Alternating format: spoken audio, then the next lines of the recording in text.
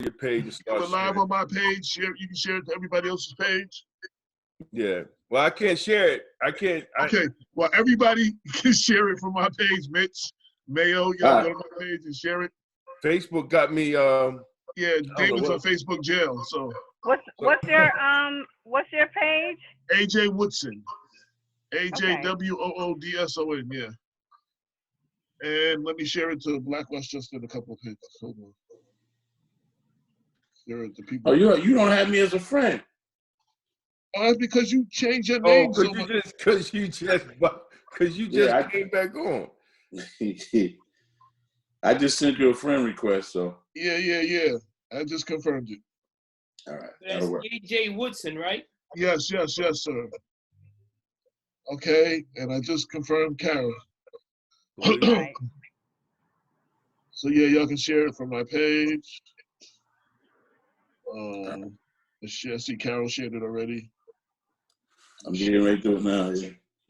Damon, can you share it to your page, or I have to share it? Yeah. No. I can share it to my page. Oh, okay. I just can't share the other pages. All right, Black. What I do? Share to your story, or just share now? That's all. I see it. Share now, yeah. Yeah. Yep. All right. Okay. I'd like to welcome everybody this morning to Black Westchester Presents Police in the Black Community Part 2. We have, again, Damon has assembled an all-star panel of Blacks in criminal justice. We have, let me go through. Damon, you want to introduce everybody?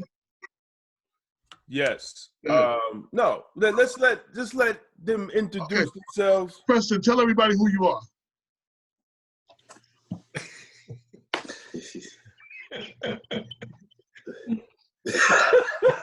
Preston. Start with Preston Gilstrap. I did. That's it, Preston. Oh. I said, Preston, tell everybody who you are. Everybody start laughing. Oh, you want me to talk first? Okay, that's all right. I'm used to talking first. My name is Preston Gilstrap. I'm a native of Dallas. I was on the job as a police officer in the city of Dallas for 15,085 days. Some people say that's 41 years and 4 months. I think it was a lifetime sentence, but I got a parole when I got retired. I'm a past chairman of the board of the National Black Police Association. I'm the founding member of my local chapter, which was the Texas Peace Officers Association, which is now, after we had a lot of run-in with double conscious people, it's now the Black Police Association of Greater Dallas. I've taught over 30,000 Black police officers how to be Black police officers, because there is a distinction. Yes. We're not all blue. I never was blue. In fact, I think they pulled my membership card up as soon as I retired. Right. And I was glad to give them that membership card.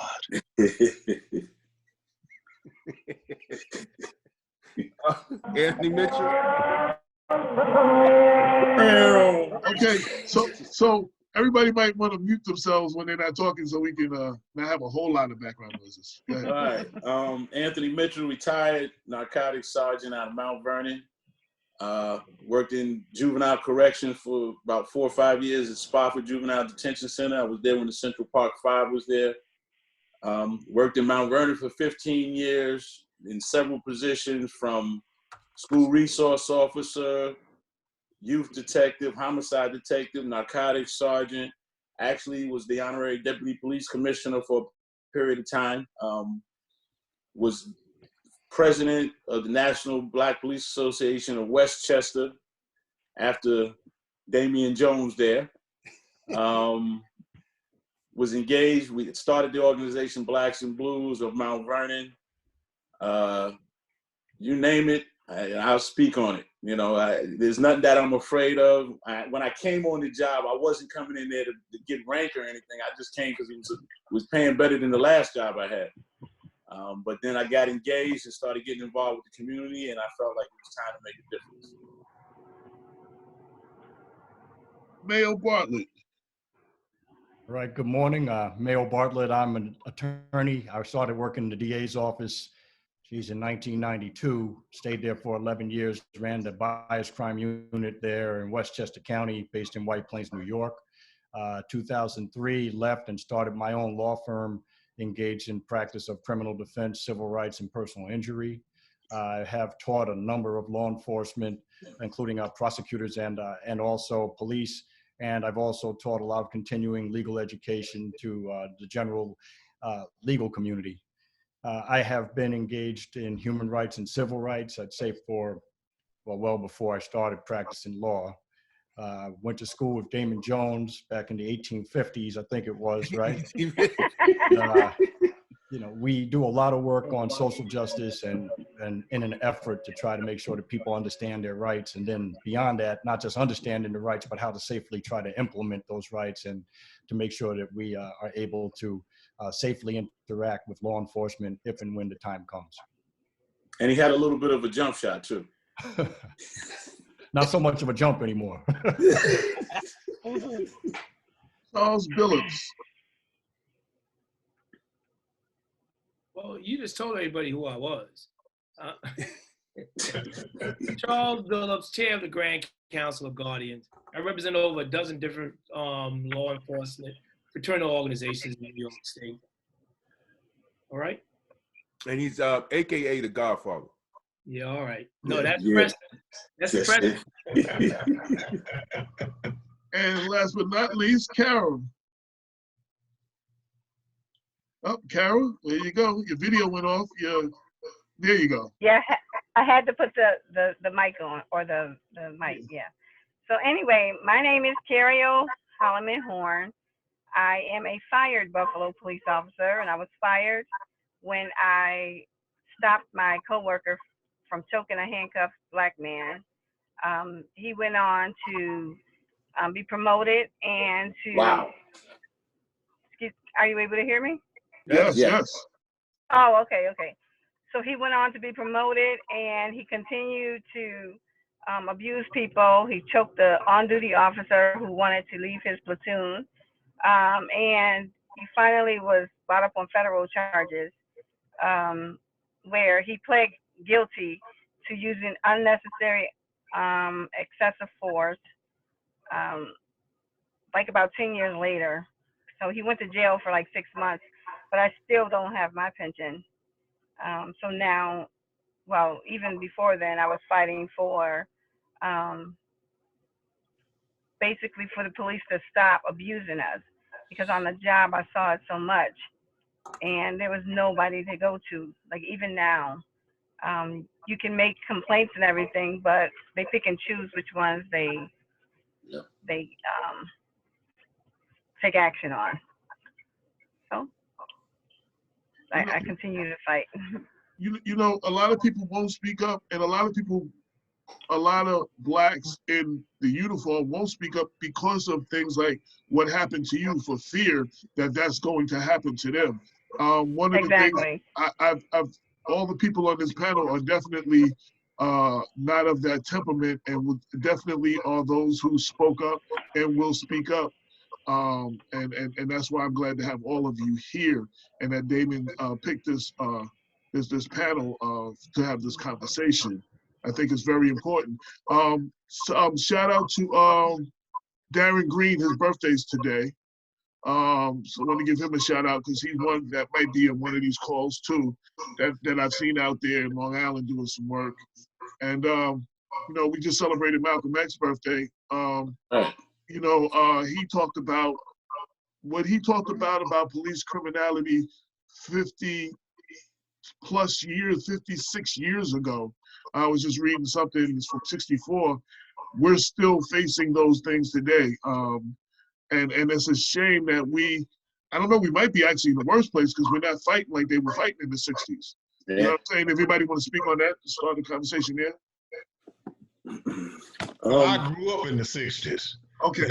I grew up in the 60s. I have intimate memories of the 60s. When I joined the Dallas Police Department was in 1971. I was a teenager and I was a Motown freak, you know, Temptation and all that kind of stuff. But I realized I always had a consciousness. So I was always fighting for the liberation of our people. Being saved don't mean you've been delivered. So a lot of folks that profess to be religious people who may be have salvation don't have deliverance. They still doing the same old thing they were doing before they got saved. Right.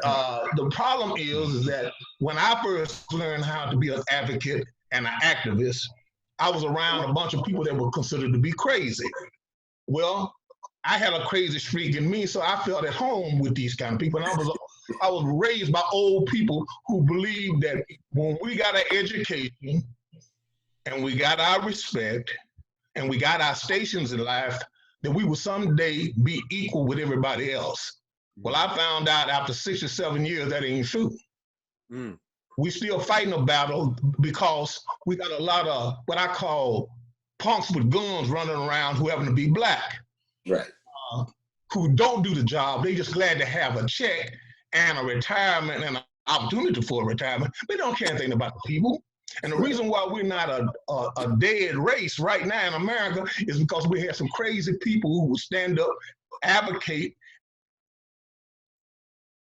and be activist opportunities for jobs and job enrichment and pensions. So it's almost shameful that we have not learned how to ingratiate and entreat and somehow activate a consciousness in our people. It's sad, and I spent from 1971 till I retired in 2013 trying to fight this devil. And the devil he's powerful because he don't take no rest, no recess. He's out there every day doing what he's doing. And when we come to the understanding that he's not gonna retire and he's not gonna stop acting like he's gonna, cameras don't stop him, video don't stop him, consciousness don't stop him, even jail don't stop him. The only way to stop them is to be in there and pull down their clothes so you can see the stripes in their undergarments. Mm. Mitch, you was about to speak? You was about to answer that? Not really, but you know, I can't add. I was born in the 60s. Right. So me too. One of the things that I find when I was coming up was that I didn't know the Black Panthers was considered a bad organization because they had the breakfast programs over in White Plains and the projects. So, you know, to me, they were heroes. You know, Right. They were feeding us.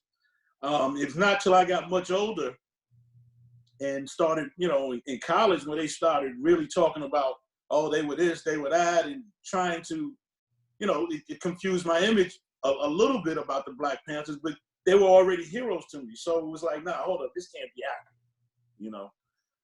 So it was things like that. I've always had that streak in me where I went kind of against the grain. And I always felt, you know, my faith is so strong that the man upstairs is going to provide for me anyway, but as long as I'm doing the right thing. So I spoke on a lot of issues, and me and Damon had met prior to, but when we met in terms of law enforcement, he was shedding some light on some things that I was like, oh, you know, you're right. You know, you're right. The biggest challenge was getting other Black officers to get on board with it. And that was always the issue.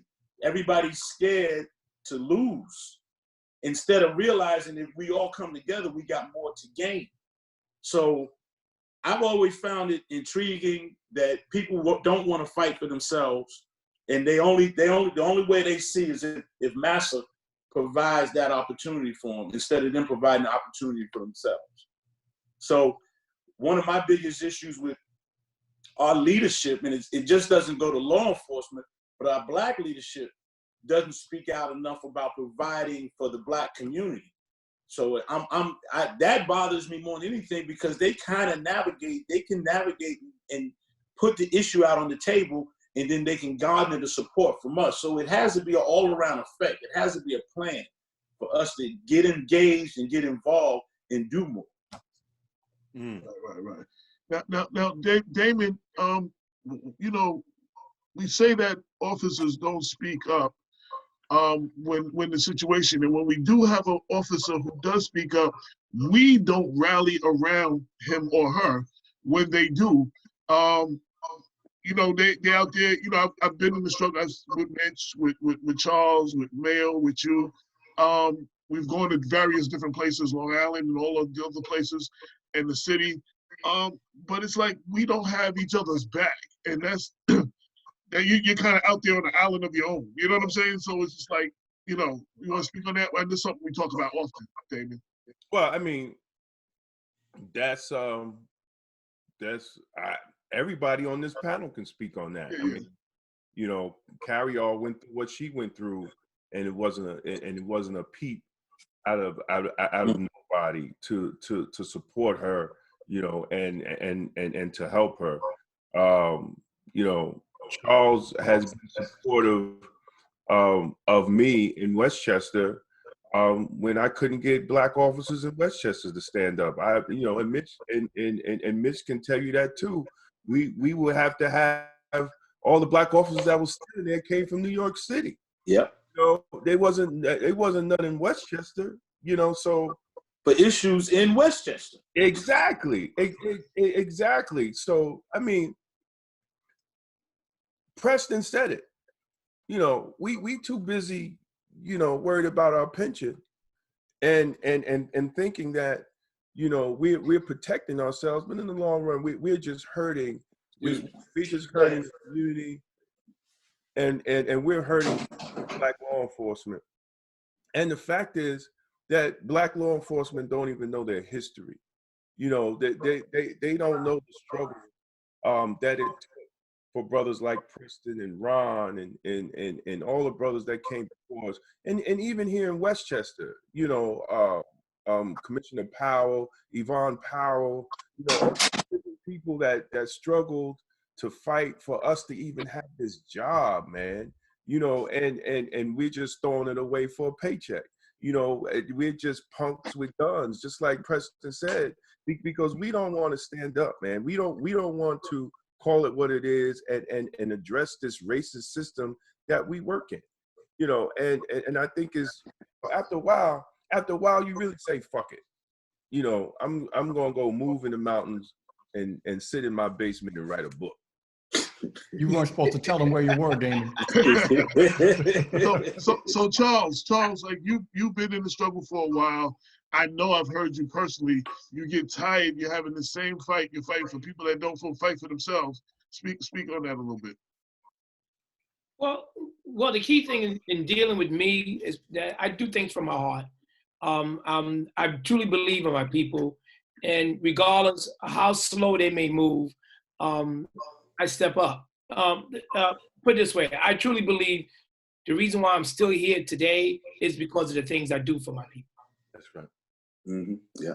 Right. When you have that opportunity or you have those abilities to do those things, you take it as a blessing and you move forward on it, because it comes back in it comes back in other ways, which you can embrace and enjoy it with. But the thing is now that it's just about raising consciousness among our people too also, because if you don't speak, no one else will. So the thing is now is that hopefully, and you pray that if one person hears you do speak and step forward, maybe others will follow. And on the attorney end, Mayo, there's not a lot of attorneys that will fight, like really fight for you. You're one of the rare breed that actually go there and have beaten some police departments, but a lot of them a lot of cases we've covered, the attorney's worried about the payoff, the pay, you know, let's take a deal, or we got $75,000 or something. You know, we talk about creating a situation and going to court so that there's legislation, like there's something on the books, there's case law. So I want you to speak a little bit about that. Sure. You know, we used to have, and we were talking about the 60s a little while ago, we used to have strong institutions. And those strong institutions, whether you were talking about the NAACP, Urban League, the Panthers, your church, your mosque, there were a host of different places you could go. Your community itself would stand up next to you. It would be more difficult for a police officer to come into your community and beat you in front of your neighbors. Now we're at a point where again, a Kenneth Chamberlain Sr. can be shot and killed in his house, and none of his neighbors even come to the door to figure out why this 68-year-old man is being harassed at 5 in the morning on a medical call. So one of the things that we need to do, in my estimation, is we got to strengthen the organizations again. So you may have, the National Action Network, NAACP Legal Defense, but they take 1 or 2 cases a year, and chances are it's not going to be your case. And the rest of the local chapters are not empowered. They don't have funding. They don't have legal staff. And if you look at smaller law offices, it's a question of resources. So if you go to somebody with a civil rights case, number one, they have to make sure that that they're right. Because every single time that we say that something happened and it was based on race and it was proven not to be, you know what kind of setback that is, because then you end up losing everything. Even going back to Tawana Brawley, I'm quite sure if the roles were reversed, if Tawana Brawley was a white woman claiming one of you guys did something to her, I don't think there would have been so much outrage. I don't think that they probably would have ended up going after Tawana Brawley. And there's a good chance that you might find yourself in prison for rape, whether it happened or didn't happen. If not killed. But I do think that if we start to, when you go to church, if you go to mosque, when you take up your collection, there should be a part of it that goes toward defending our people. Because a small law firm cannot compete with the city. So if you even the city of White Plains, it's a reasonably moderate sized city, 50,000 people, but it's a pretty wealthy city, it can finance much more than you can. So over a period of 4 or 5 years, just trying to convince your Department of Justice even to get involved, and then being able to take a case, finance the case. And what some people are not aware of is that generally in civil rights cases, personal injury cases, the lawyer finances that case. So you have to have the money to be able to hire the experts, to be able to hire the investigators. You have to have a client that's going to be there. I can tell you, we've had some cases where I thought it was a great case. And I was willing to go and take that case. But at the end of the day, when we went to take the case, it created a series of issues because the client kept getting arrested. So we have a case right now where we have a guy who, we think has a great case, but the question is his stability. How stable is he going to be? Is he going to be somebody that we're able to trust is going to come to court on time? Is this guy going to actually come for a deposition? How is he going to present himself? So those are all the things that we have to look at. But again, we can't wait. It's just like the way we're responding to this pandemic right now. Okay, it's basically purely reactive. There was no plan. There is no leadership. You can't respond to civil rights violations and bad policing. You can't respond to not having a dialogue unless you build the foundation. So some of the things we've been doing right now is trying to do that, trying to go out and build that foundation. Damon, you remember we did the forum with Chief Tedesco from the Troy Police Department. And Right. He actually called the FBI in to investigate his department because he was concerned that he had people who were not doing the job properly. And then they wanted to go after him and have an internal affairs review of him. And he said, listen, I'm comfortable with what I do, so you can make mine public. You can televise my internal affairs. So that's the kind of person you need to support. And I think Mitch may have mentioned earlier, look, when you do have good people, you have good government, when you have a good police chief, when you have strong people in your department, you got to support those people. Because if we don't support those people, look at Serpico. People forget about that. They don't even know that existed. That should be mandatory curriculum. People should have to realize, hey, this is a guy, and race had nothing to do with it. This is a white police officer who signed up to be a police officer, cared about his job, took it seriously, believed in the oath. That's the kind of person you need. What happened to him? He was pushed out. The only reason he ended up getting any honors is because they had to give him the honors. They didn't want to. They begrudgingly gave him medals that he didn't even want. But we don't support. There's a lack of community altogether because community has gone from we to me. So, as you go to church, people say, God is good all the time God is good till something happens. Then all of a sudden they're crying, why me? Well, look, you got to prepare. You got to have the institution. You have to maybe move away from some of the institutions we used to always rely on. Because, I can tell you that there are lesser known organizations that do a lot more work sometimes too. I'm going to interject for a second. One of the things that I find is that when we form these organizations, we don't have the branches to join the organizations. And I think that's where we fail. We have so many organizations, but we're not underneath an umbrella. And the lack of communication because just like lawyers and police officers and firemen, these black organizations that represent these black firemen, officers, and lawyers need to be able to communicate so that we can all work together to address certain issues, not only legally, but in our communities. And I think that's where we fail. The failing comes because we don't plan. You got one person doing this, one person, and nobody knows what the other person is doing. So we always end up with a situation where nobody's communicating and we're not accomplishing anything. We're all repeating the same motions. So I think if we're going to move forward with anything, we need to start sitting down and planning how we're going to approach. We've been here before, so it's not new. So we need to step back and say, this is what we need to do. You need to handle this. We need to communicate this and start working together. It's so many times, man, and I appreciate Damon and I appreciate Mayo from the time, and even Charles. There's times that I picked up the phone and called them because I didn't have the knowledge or the know-how, and they were so critical in me addressing a certain issue at the Mount Vernon Police Department when I was there to help me attack a situation. But at the same time, like Mayo would say, well, legally you can't. These things are important in trying to address issues in any community. The communication from the professionals in the community. Real quick, a couple of comments. Shout out to Sonia Wiggins-Pruitt tuned in, Latanya Baptiste Young, Alex Harrison. I just wanted to say, we mentioned Serpico. David and I had the opportunity to meet him. He still can't come to the 5 boroughs because he has death threats to this day. Wow! Imagine that. That's what he said that day. So he had to be escorted in and out for the rally we were at. And go ahead, David. You want to speak on? No, Carol. Oh, Carol. Yeah. Can you hear me? Yes, absolutely. Okay.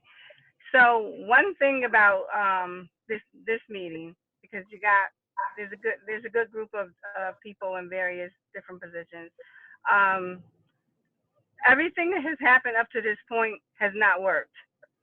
So when you talk about the NAACP, like tomorrow, there's supposed to be a meeting with pastors, and the pastors are there to calm everybody down and say, look, they're working on it. But we've been down this road so many times before. Yes, we so have. I am tired of going down the same road over and over and over and over and over again, and our people are still being beat and killed. So that was why I asked the question about, officers pulling people over saying, oh, I smell weed. It's like everybody does not smoke weed, but sometimes you can give somebody a ride who has been smoking weed. Now the cops want to pull you out of the car for a simple traffic stop. They're using these traffic stops to beat us and kill us, and it's out of hand. So whatever we've been talking about before, we need to change up because it's not working. And personally, I am tired because in January, my daughter was yanked out of the car and given criminal charges. No, she was not driving with a license. She was driving without a license. So everybody can say, oh, well, she shouldn't have did that. Okay, no, she shouldn't have, but she should have been given a ticket. She didn't have to be dragged out and abused. And that is what I am tired of, because these kids are being dragged out, abused. If they have a license, they're being given tickets to where they can't afford them, so they don't have a license anymore. And then the cops see them and keep targeting them. Out of 4 car stops that I have posted, those are 8 different officers. So it's not like it's always the same officers. It's 8 different officers around the same area though. So it's something that needs to change, and it needs to change yesterday.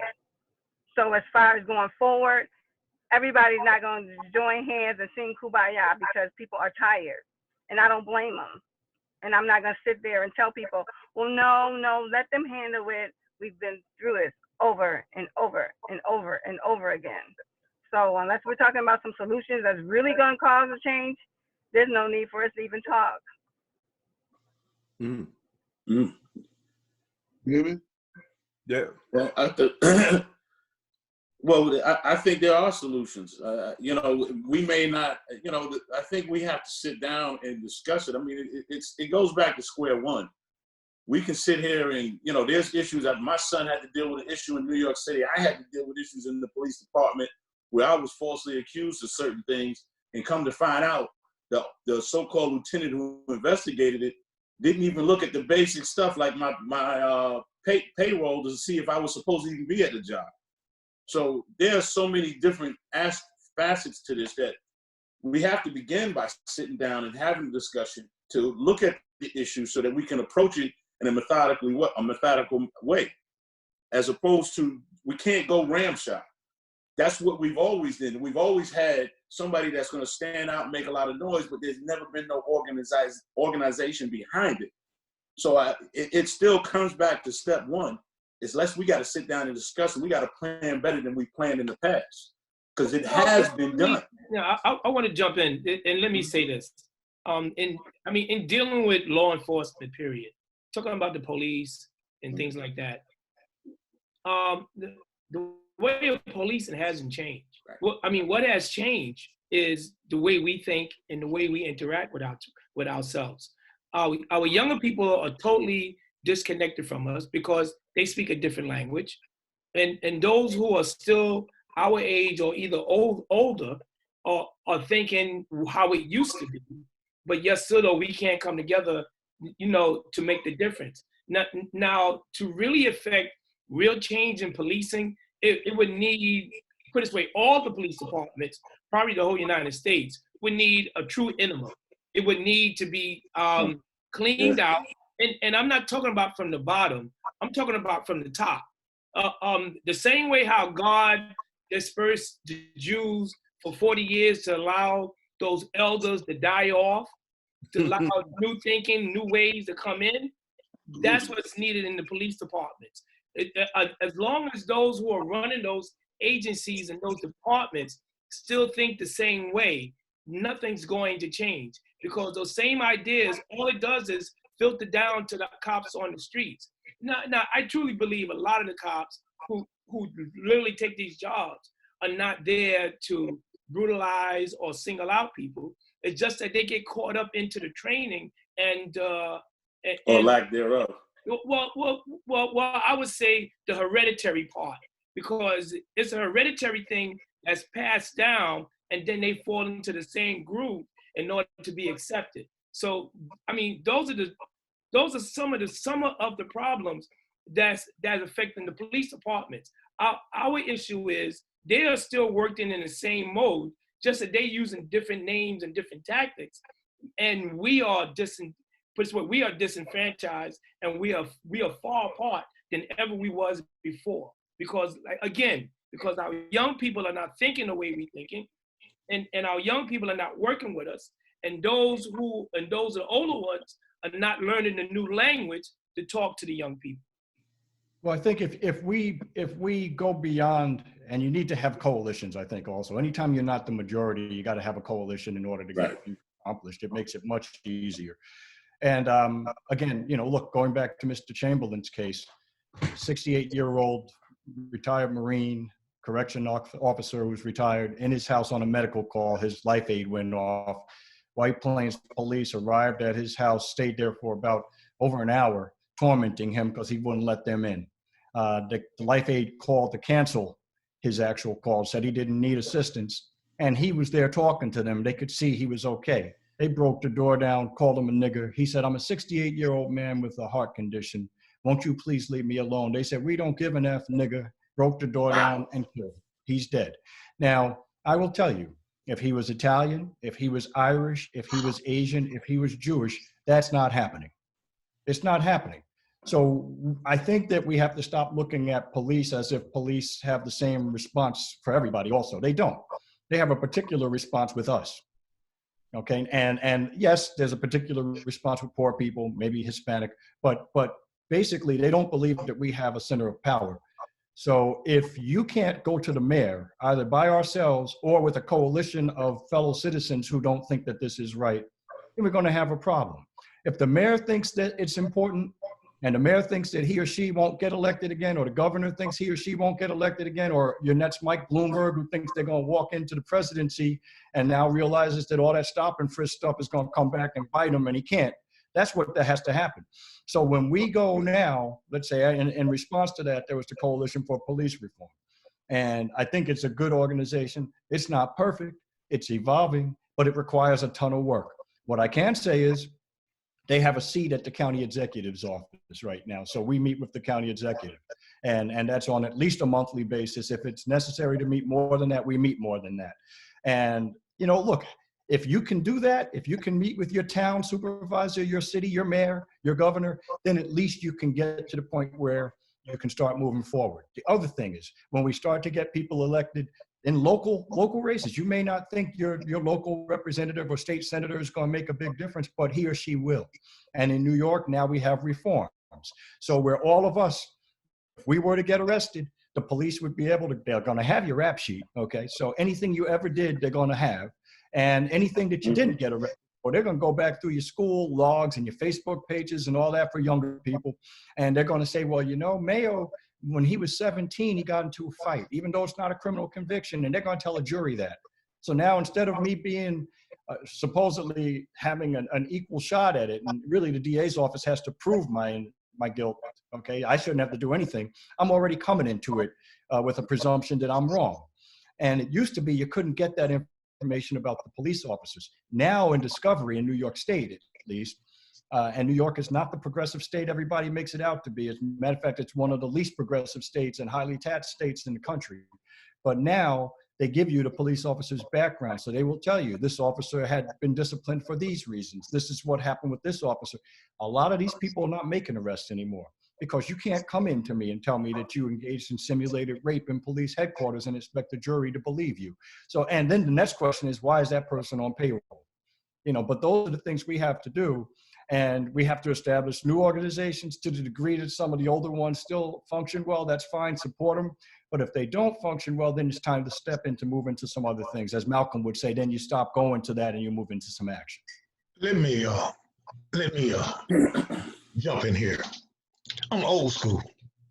And when somebody tried to kick my butt, they had to understand that they better bring some butt with them because I was going to kick back.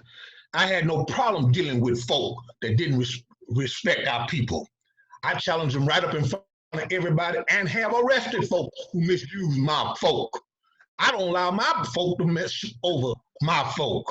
The problem is that there's something about putting that gun on and that uniform on and getting in that car with them bubble gum machines on top of it that drives a person almost crazy because they have power and unfettered power because they know how to. The first thing police departments and the agency teach is how to tell the institutional lie. You got to challenge that lie on the front end.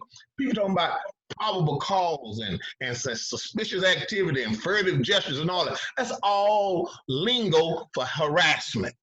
People have to understand that.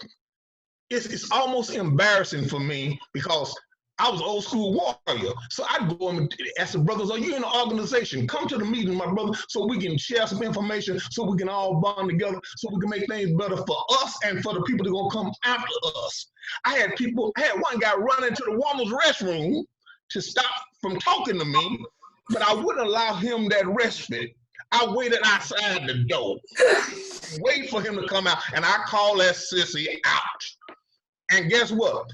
30 years later, when he retired, he asked me, why did you call me a sissy? Because I know a sissy when I see one. That's right. And we got to stop playing with these folks. People didn't mess with me because I was straight from the hood. I got in a lot of trouble. They thought I was psychologically unhinged, and they were probably right.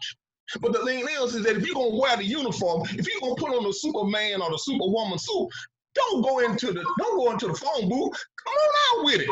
If you're not gonna do it, take the damn suit off. And I'm gonna tell you, you have to turn people in. See, that's what we don't have anymore. In the NBPA years ago, when an officer would call us and told us they had a problem in Savannah or any of these southern cities and stuff, we get on buses, trains, planes, and everything, go down there and challenge the entire city. You can't get people to do that now because everybody's working 2 and 3 jobs, got 3 and 4 wives, 6 or 7 children, and mortgages up to the hill, and they scared to death they're gonna lose their status. We got to call them out. But you can't educate people who are afraid of you. Can you imagine? Can you imagine? You walk into a community where people know you and respect you as an officer. And they respect you, truly respect you. You don't have any problems with any of the people out there on the streets. That's right. And you go right back to the damn precinct or the station, and you got to deal with them rabid, racist dogs that wear uniforms and badges and got the same kind of go. And then when you go get ready to do things, they change the rules every 15 minutes to keep people from having access to the possibilities of the institution. We got to stop playing with ourselves. We got to stop telling ourselves these lies. We are not counterfactual human beings. We are people that grew up in a world that did not have a whole lot of love for us. So let's stop pretending that we can talk to these devils and make them love us. They're not going to love us. It ain't in their nature. Right. Because if all of the good people would do what they were supposed to do, we wouldn't be having this conversation right now. That's right. No, you're 100% right. Carol, I've seen you nod your head a lot. You want to add something to that? Yeah, I'm a little more militant now than I was before because I've talked for all of these years and nothing has changed. So I've been calling out the black men, the black police officers, the black men on so-called hotep niggas. So my thing is, I have basically put out on Facebook like your women, and I'm dead serious when I say that because when we talk about legally, they use the law to basically hold us hostage in our own neighborhoods. So these white officers come from wherever, they come into our neighborhood and they hold us hostage. My son is 15 years old. My son is not no gangster or nothing like that. He said that the other day I asked him, had he been pulled over by the cops? He said, never in the car, but they would stop him and tell him he fit the description. I said, how many times? He says, man, I don't know, it's been a lot. So I was upset because he never told me. So for him to not tell me, this is something that he felt like was going to happen. Like this is like the norm. Like, okay, this is going to happen to you. I'm not okay with that. I'm not okay with somebody saying, oh, sister, go ahead. Why I got to keep fighting the fight? Why can't I get my pension? Why can't I pass the torch to somebody else? Why can't I make change? That's what I'm upset about. Because even though they have murderers, promoting murderers on the job, and his name is Todd McAllister, that's only one. But I had an encounter last week where he was coming to the car with my three daughters. They were having a they both finished their semesters, and one of it was her birthday. So they were having an Airbnb. They went there to have, some girl time or whatever. And so the one girl came to drop off subs. Bottom line is they were horse playing. A couple of her friends outside were horse playing. The cops were called because they got a call of a fight. So here it is, this neighborhood where you don't just see the black people out there like that. But the point is, they thought it was a fight. They came, that's fine. So anyway, they see it's not a fight, whatever. The officers start leaving. Enjoy your pizza and wings, because I went to pick up pizza and wings. I go inside the house, and then my daughter said that the white officer had put my other daughter out. So when I start looking at name tags, the one officer says, you know me, and I read his name tag, and it said T. McAllister. I said, I do know you. You're the person that killed Wardell Meach Davis. And so he says, no, I didn't. I said, yes, you did. Now I'm saying this in front of, now he's a lieutenant now because he's got promoted. Wow. I said this in front of maybe like 6 of his officers. So then the white frumpy officer says, oh, you know me too. You wrote about me. And he points to his name tag. So since he wants honorable mention, his name was Parisi. So now you have 2 officers that killed a guy. Now neighbors or people around that neighborhood saw them kill this boy. This is when I got arrested because I was so mad because the people could not go to the police to tell on the police. So they didn't say anything. So now these officers got away with murder, but there's no statute of limitation on that. So hopefully they can get their day. but either way it goes.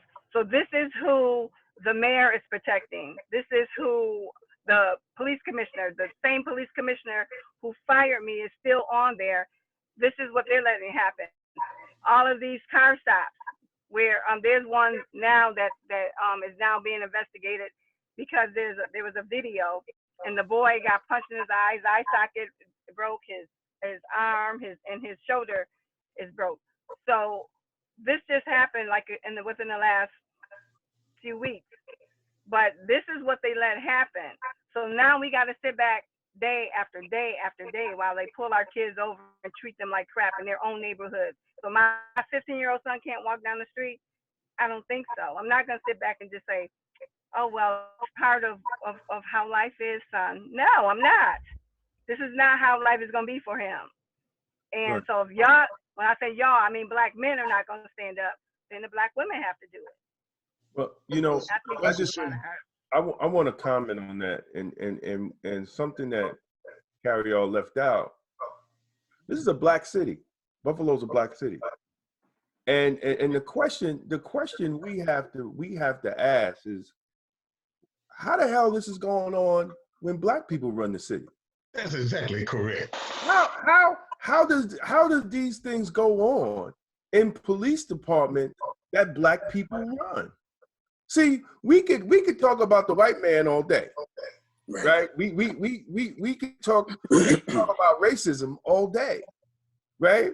But we have to really address the mental slavery of black people that are put in positions of power, and that is the biggest problem, because they're running the same system. Right. A lot of times when we're talking about these cases, we're talking about cities that's run by people that look like us, and then allowing white officers that come from outside of the city to abuse our children, and yet we still vote for these same fools all the time, you know.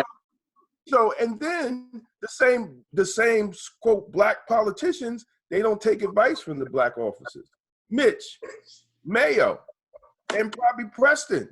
Charles, how many times we sat down with black pastors and politicians? Oh Lord, and give them the truth, and then they turn around and then listen to the white commissioner or the white politician and disregard what we say. What amazes me, and this tell me if this is common sense, but if I'm a black officer and I'm a black man, I think I might, or a black woman, I think I might have more insight to my black community than any white boss up there that can, that has a good intention. I'm not saying all of them are wrong, but have a good intention, but you won't bring me to the table to discuss the very issues that we're dealing with that we see from both sides. That's right. It amazes me how you talk about you want to police the black community better, but you don't bring the black people that work for you and work and live in the city to the table to discuss the issues that they already know are there. It is amazing. That doesn't only happen in Buffalo. That happens in Mount Vernon. That happens in cities I'm like, I can't understand. It's like every city. We want to help the black community. We want to have, well, first off, to have a better relationship with the black community, you have to engage the black community. That's right. Just like you engage the Italian community or the Jewish community. You have to be a part. You have to get a part of it. You got the answer. You got the answer, but you're not seeing it. Those who have eyes have to see. Those who have ears have to hear. The missionary experience in America is based upon imperial concepts. There was never no love for the indigenous people here, the First Nation. Y'all saw what they did to them. They brought us here in chains and denied us our right to be respected human beings up until 65 and 64, and still trying to turn back the clock. The reality is we got to just be truthful with ourselves, stop playing with ourselves. We got to stop. We got to stop. Don't do that anymore. Become resolute. If you're going to wear the uniform and you're going to have the authority to do the policing, then you are supposed to be, according to the scripture in Romans, that you are supposed to be a child of God. So you got the power of God behind you also. So put people in jail and misuse our people. Politicians that won't stand up, not vote for them, kick them out. call them on a recall. We got to stop playing with these folk and Yeah, stop you're right. allowing them to walk around like they have some level of status in our community when they're wreaking havoc in our communities. We can't play with these people. Don't you know if you let the devil ride, he'll want to drive. So you got to get him out your car, out your life, and make your own decision. Those who have faith have to then act on that faith. For faith without works is dead being alone. So you got to have some butt kicking in you too. You got to have some strategizing. You got to have some core beliefs. You got to stop playing with these people. And here's another thing: stop messing with them preachers. I was an ordained Baptist deacon. I had to give myself up because I got tired of lying preachers because they don't have any courage. Like they ain't got a God like mine. My God will protect me. He's more than the whole world against me. I am sick and tired of black folks apologizing. I stopped apologizing for black folks in 1982. I realized that we are a wondrous people. By right, we should be dead, but we're still alive, ain't we? That's we still right. got the spirit. We still got the hope and the dreams. We can do all these things, but we got to come together and stop tearing each other down, letting our women do things that they're not equipped to do. Our women can run houses, they can run governments, they can do everything else. But in our relationship, they are the anchors in our families. Right. And I'm tired of black men. I got thrown out of a barber shop, and that's a damn shame. A man get thrown out of a barber shop. Brother stands up and say, I got 3 women, got 3 babies, and them pampers is high. I told him to shut the F up. Because first of all, what he doing with 3 women, 3 babies, and talking about the price of pampers? Oh, men don't talk about the price of pampers. They just go get the pampers. Yo, a couple of comments from the audience. Charmin Evans, who will be one of the speakers next week. Hold on, I just lost it. She said yes. Sonia Wiggins was saying you're on point, Damon. Latanya Baptist Young said black people run nothing that the white people don't let them run in America. And she said, and we want to be treated like every other community in America. Many more drugs in white communities and much more violence, yet the police continue to protect and serve while they torture and abuse us. Sean, we got to kick out and stop playing with these folks, real talk. And shout out to everybody else who's tuned in. If you leave a comment, I will try to get it. If you have a question for the panel, I will try to read it. Again, this is Black Westchester Presents Police in the Community Part 2. My partner Damon put together this all-star panel of blacks in law enforcement and criminal justice. Continue, Damon, you want to? Charles? It's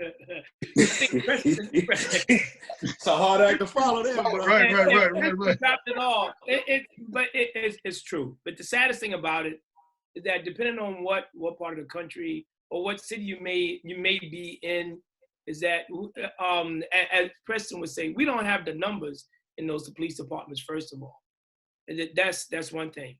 And you are correct when you spoke earlier, is that when we are in those positions to run those agencies, and every once in a while we do get those chances, we don't step up to the plate. That's right. We are too busy worrying about what others see or what the other people will see against us. And instead of making things Motown, we more worried about trying to make it multicolored. We are more worried about diversity instead of taking care of our own. But when they run it, there is no diversity. We are fighting them to get diversity. Yep. So they do what they want to do when they want to do it. It's just that when we get those opportunities to do it, we need to do it and just stick with it. Because as I told one chief once before, I said, you're only a chief for a short period of a window. And the thing is now is that during that window, what are you going to do for your people? And what are you going to leave behind for your people? So the issue is now is that, are you really worried about what they see you do, or are you going to do what's right for the people? And those are some of the biggest problems we have. I mean, particularly among our own, because a lot of times our own tend to assimilate to what they do in order to survive, and that's what they truly believe they have to do. So, I mean, it's a vicious cycle that goes on. As I said before, I mean, I give you a good example. When here in New York City, they talk about the pandemic. The mayor talked about social distance enforcement. So the moment he said that, I got on the phone. I spoke with the public advocate, a young brother named Jamani Williams, Yes. and we were talking and we were discussing about social distance enforcement. And I said to him, I said, the first thing they did wrong was use the word enforcement, because social distance should be more of public health awareness. Yes. It shouldn't be a crime to lock people up. Right. And, I mean, that was the first thing I said to him. And he agreed. So we discussed that. And we discussed some other issues in dealing with it. The next thing we talked about is the question came up was, why is anti-crime out there dealing with social distancing? Right. Talking about the plainclothes cops. They're out there running after people and stuff. And that's the wrong crew. That's the wrong crew to do that. No, I agree. And I said that to him. So he said, why did I say that? I said, because the police department only know one speed. That's right. One speed to arrest, to enforce, to arrest, whatever the issue may be. If you talking about dealing with public health awareness, the police department that can't do that. That's like taking a hammer to knock in a pin. It don't work. It just don't work. That's like taking a 1,000-pound hammer to knock in a tiny little pea. It just don't work. So the issue is now is that it has to be looked at differently. And what bothers me a lot lately is that they're constantly throwing out reform, but reforming for who? And reforming what? Because the issue is now is that because a lot of the people who talk about dealing with reform, a lot of us are not at the table to talk about reforming across the whole board, regardless what neighborhood or what color you may be. Because for some reason, reform only affects our community and no one else. So getting back to that point, what I'm saying before, as I stated earlier, the police departments are still doing what they do. It's just that they're using different names and different titles to what they do. Instead of saying quotas, they say productivity. And it's truly sad. But the thing is now is if we really talking about, again, changing, we got to change the way that people think up on top from the mayor on down in order to get real change in these agencies and have things done across the board. And as Carol has said earlier, the brothers or the women who do step into those seats, and when they are in charge, they need to really be in charge and do the right thing. Because the body is going to move whatever the head tells them to. Right. Yes, because power concedes nothing without a demand. That's old Frederick Douglass said that. See, you have to understand that if you mixed up and you don't understand who you are, and if you haven't been acquainted with yourself long enough, and you haven't not reached maturation in a point whereby you can assert yourself with confidence, then you fall prey to the devil's wiles. Here's what the devil will do to you. The devil will make you think you something because you got a gun and a badge. Give you a warrant of appointment, but you dissatisfy the devil, he'll take your pension and your job and your part-time job. You want to talk about what the reality is? The reality is that we got to start become more aggressive. Mm-hmm. We can't be complacent. We can't be reticent. We have to be bold and audacious. We got to be so ugly that when they see us coming, they start running. Right. Yeah, but the moment we become, but Preston, not to cut you off, but the moment we've been there, done that. Yes. I can't speak for others. I know I have. I give you another example of that. I'll take it to Damon. When Damon stepped up and started getting more aggressive, I got phone calls from our own people. Why is Damon doing that? Why is he so aggressive? Oh, Yeah. can't you tone him down? Tone him down for what? He's speaking the truth. And that's some of the biggest problems where it goes. I can recall some years ago where I mean people stepped to me because I made a comment about a cop who got shot, and I said that he forgot he was black. That's right. Yep. Yep. He forgot. He forgot because he thought he was able to. He thought he was simulating all along, but he wasn't. But and the moment he took the wrong approach and he got shot behind it by other cops, it was an issue. But so the thing is now is that it's a lot of misconceptions, but the police departments is still operating the same way. Oh, yes. Carol, I want to hear. I see her shaking her head. She took her mute off, so I know she got something to say. Okay, and here in Buffalo, you have the mayor playing chess with these bishops and pastors. So they're in like different capacities. They're a pastor here, common council president. Then you have pastor here on the commission for citizens' rights. A pastor here, but then you're running a community organization. So basically, he got ears on the ground everywhere. So if they're going to be a pastor, they need to stick to pastoring, and let other people like me. I need a job. Let me run the citizens for the thing for the citizens' rights. Let me do that. You know, it's like they keep pulling the wool over people's eyes and getting the pastors to come out. Like, okay, everybody, come on. We know this is happening. Let's all praise the Lord again and sing Kumbaya. No, I'm tired of that. It's like, quit putting people to sleep.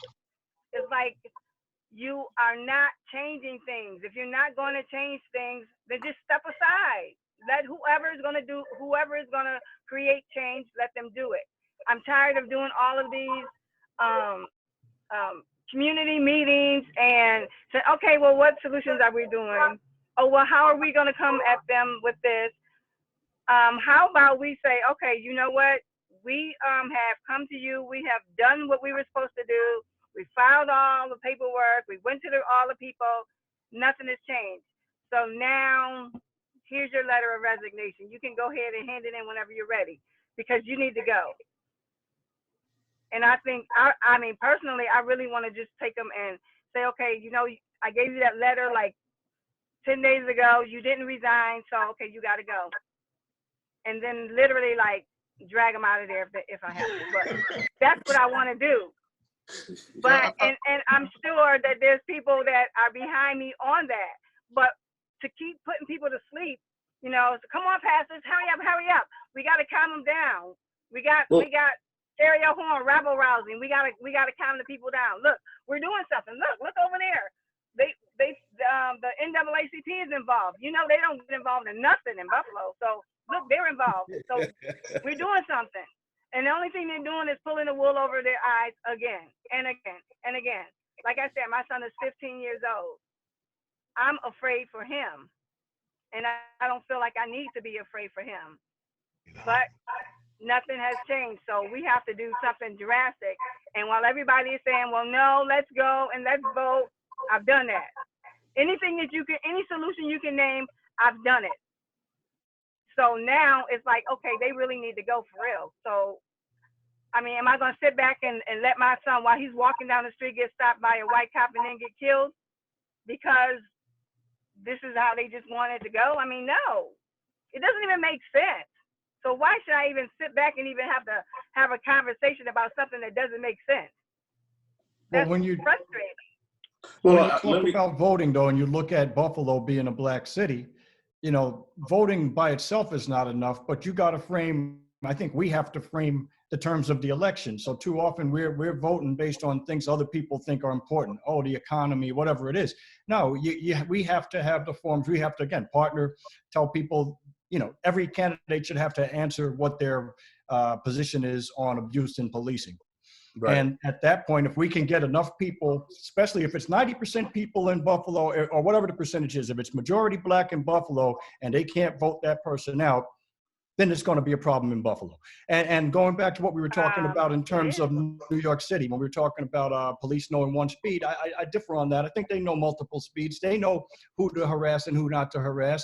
And when they just had on the news yesterday that they had a Hasidic school and they had hundreds of people coming out of the school and none of them got thrown on the ground, none of them got assaulted. The police stood by like they were very obedient, like you were watching a kennel show or something. And they sat there and watched these people leave and said, well, they were leaving.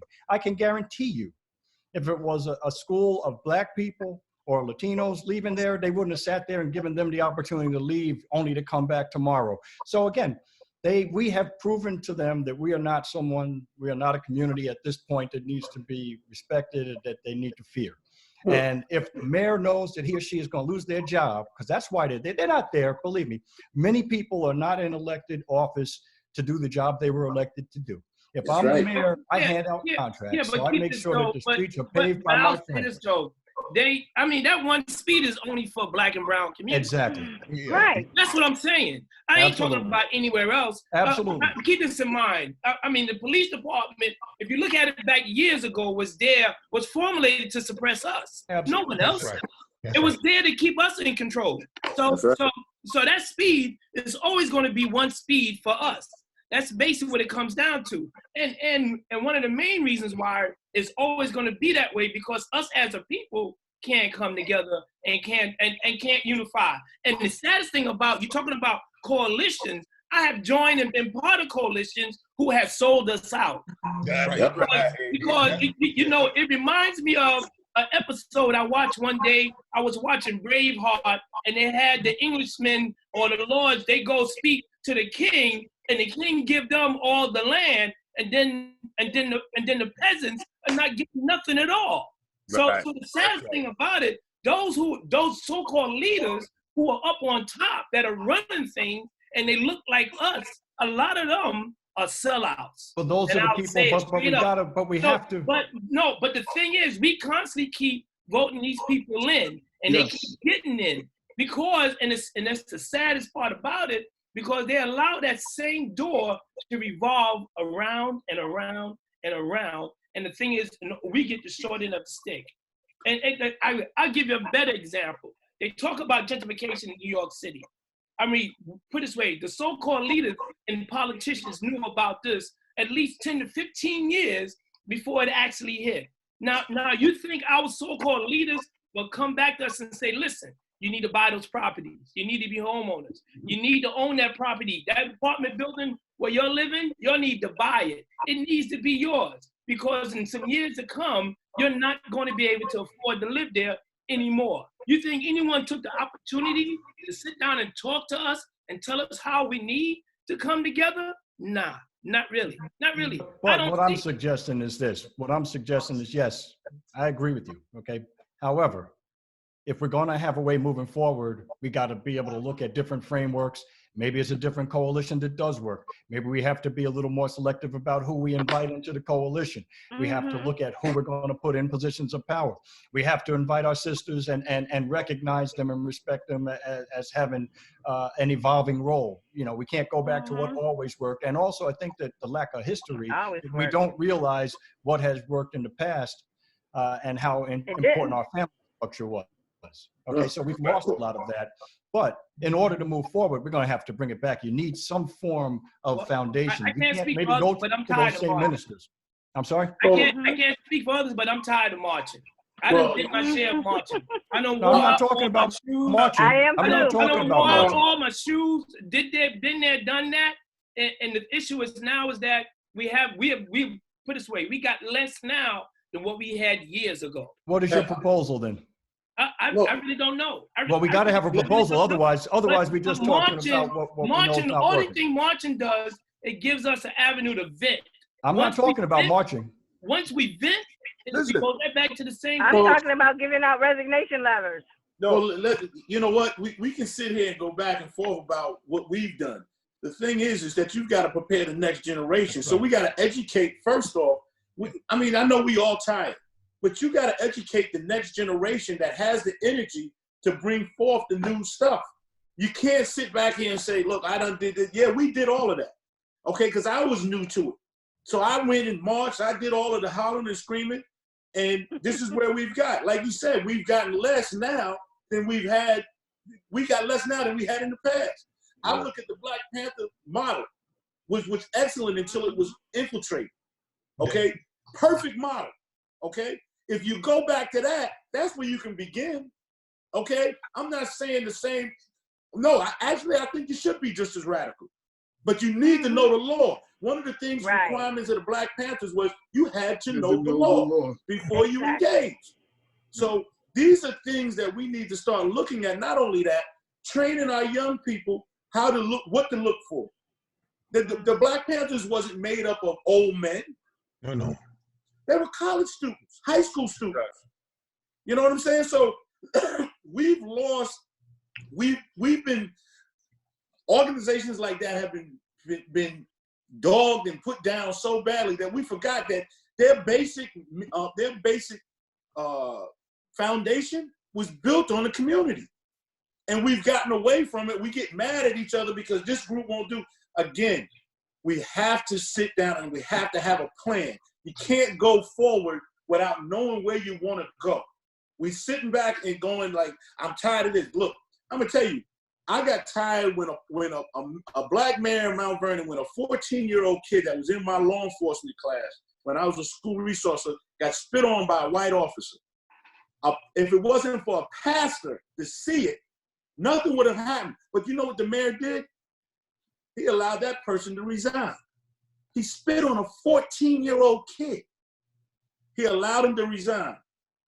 There are so many issues that in the cities that we've all worked in. And Mayor, you know it. Damien, you know it. We've been there. We've seen it. Charles, you've been on the front line. Carol, you're the perfect example of what is happening. But we keep talking about we're letting our anger, our emotions take over, as opposed to sitting back and saying, we need to sit down and have a real conversation about how we're going to approach the next 25 years.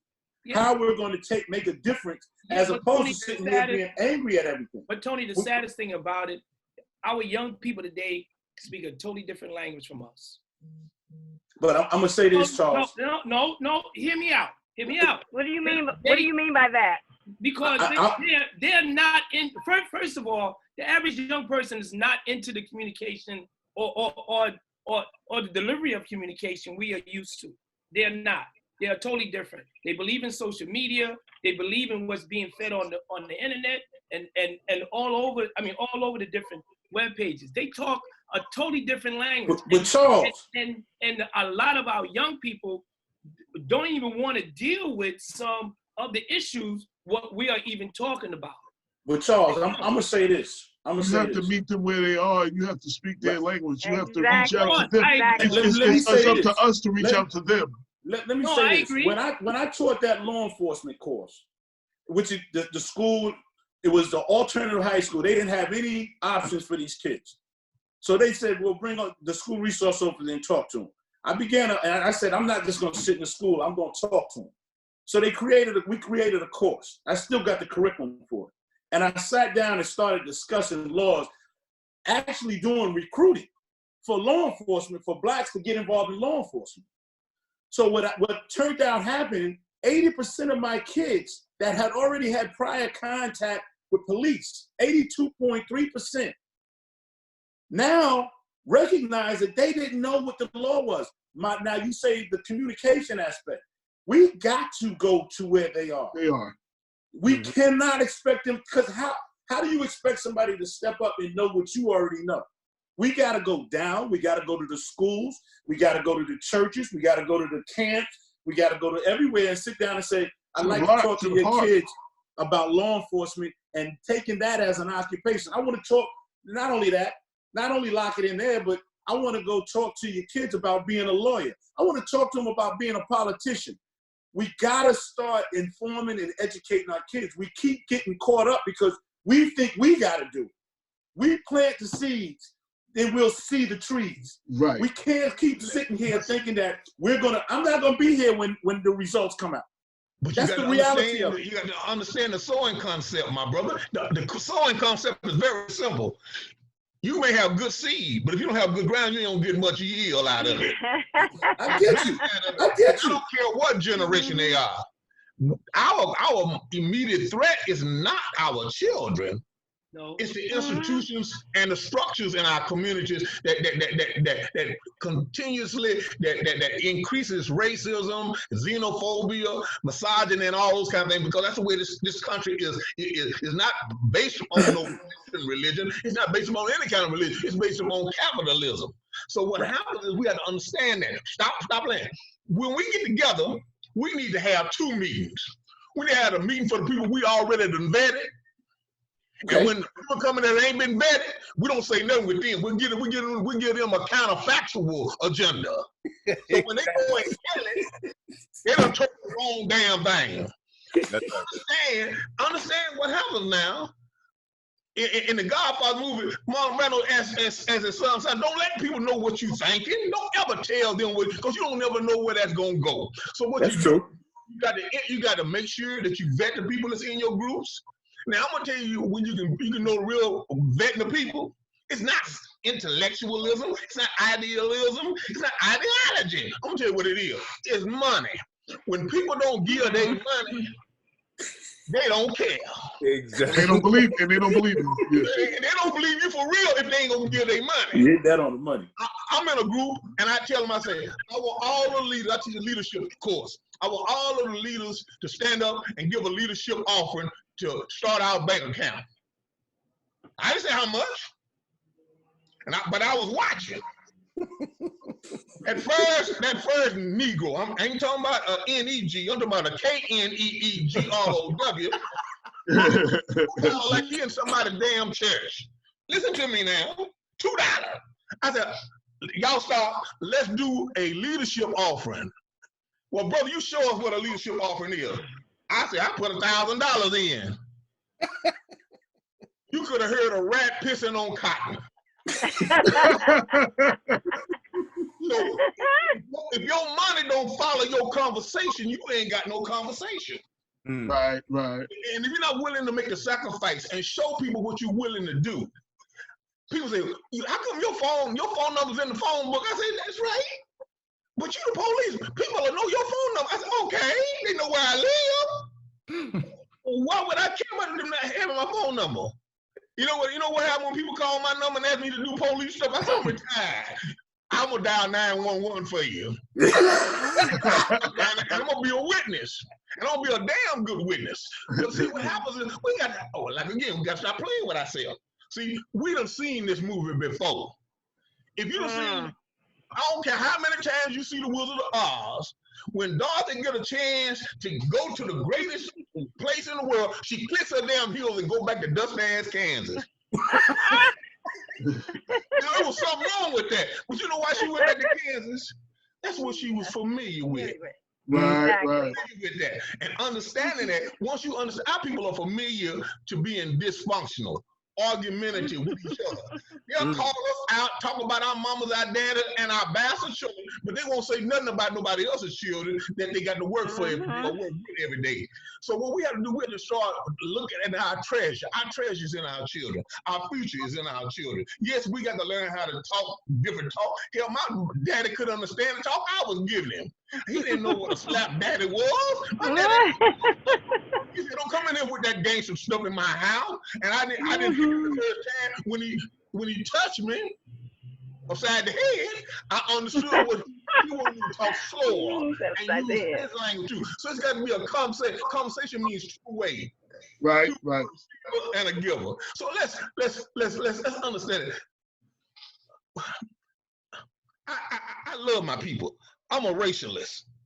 I'm proud of my people and our accomplishments. Not a racist, because I don't have the power of the institution to make my biases affect somebody's quality and condition of life. But I understand this one thing, that we cannot have a bunch of come side, weekend warriors coming to the fight. That's right. Down and dirty.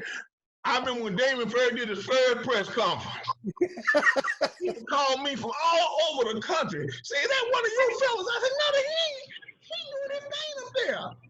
I said, go ahead. I called. I said, Damon, keep on doing the same thing you've been doing. I said, now, they're going to come after you because you don't go in the woods, hunt no bear with no switch in your hand because a bear will tear your butt up. That's So right. you got to go in there knowing what the dynamics are. You got to be committed. You got to be willing to make a sacrifice. You got to be able to go against even your own household sometimes when you're talking about the liberation and the growth of your own people. But what happens is we don't have nobody that got no organizational memory, no historical memory. Everything is based upon what they see now.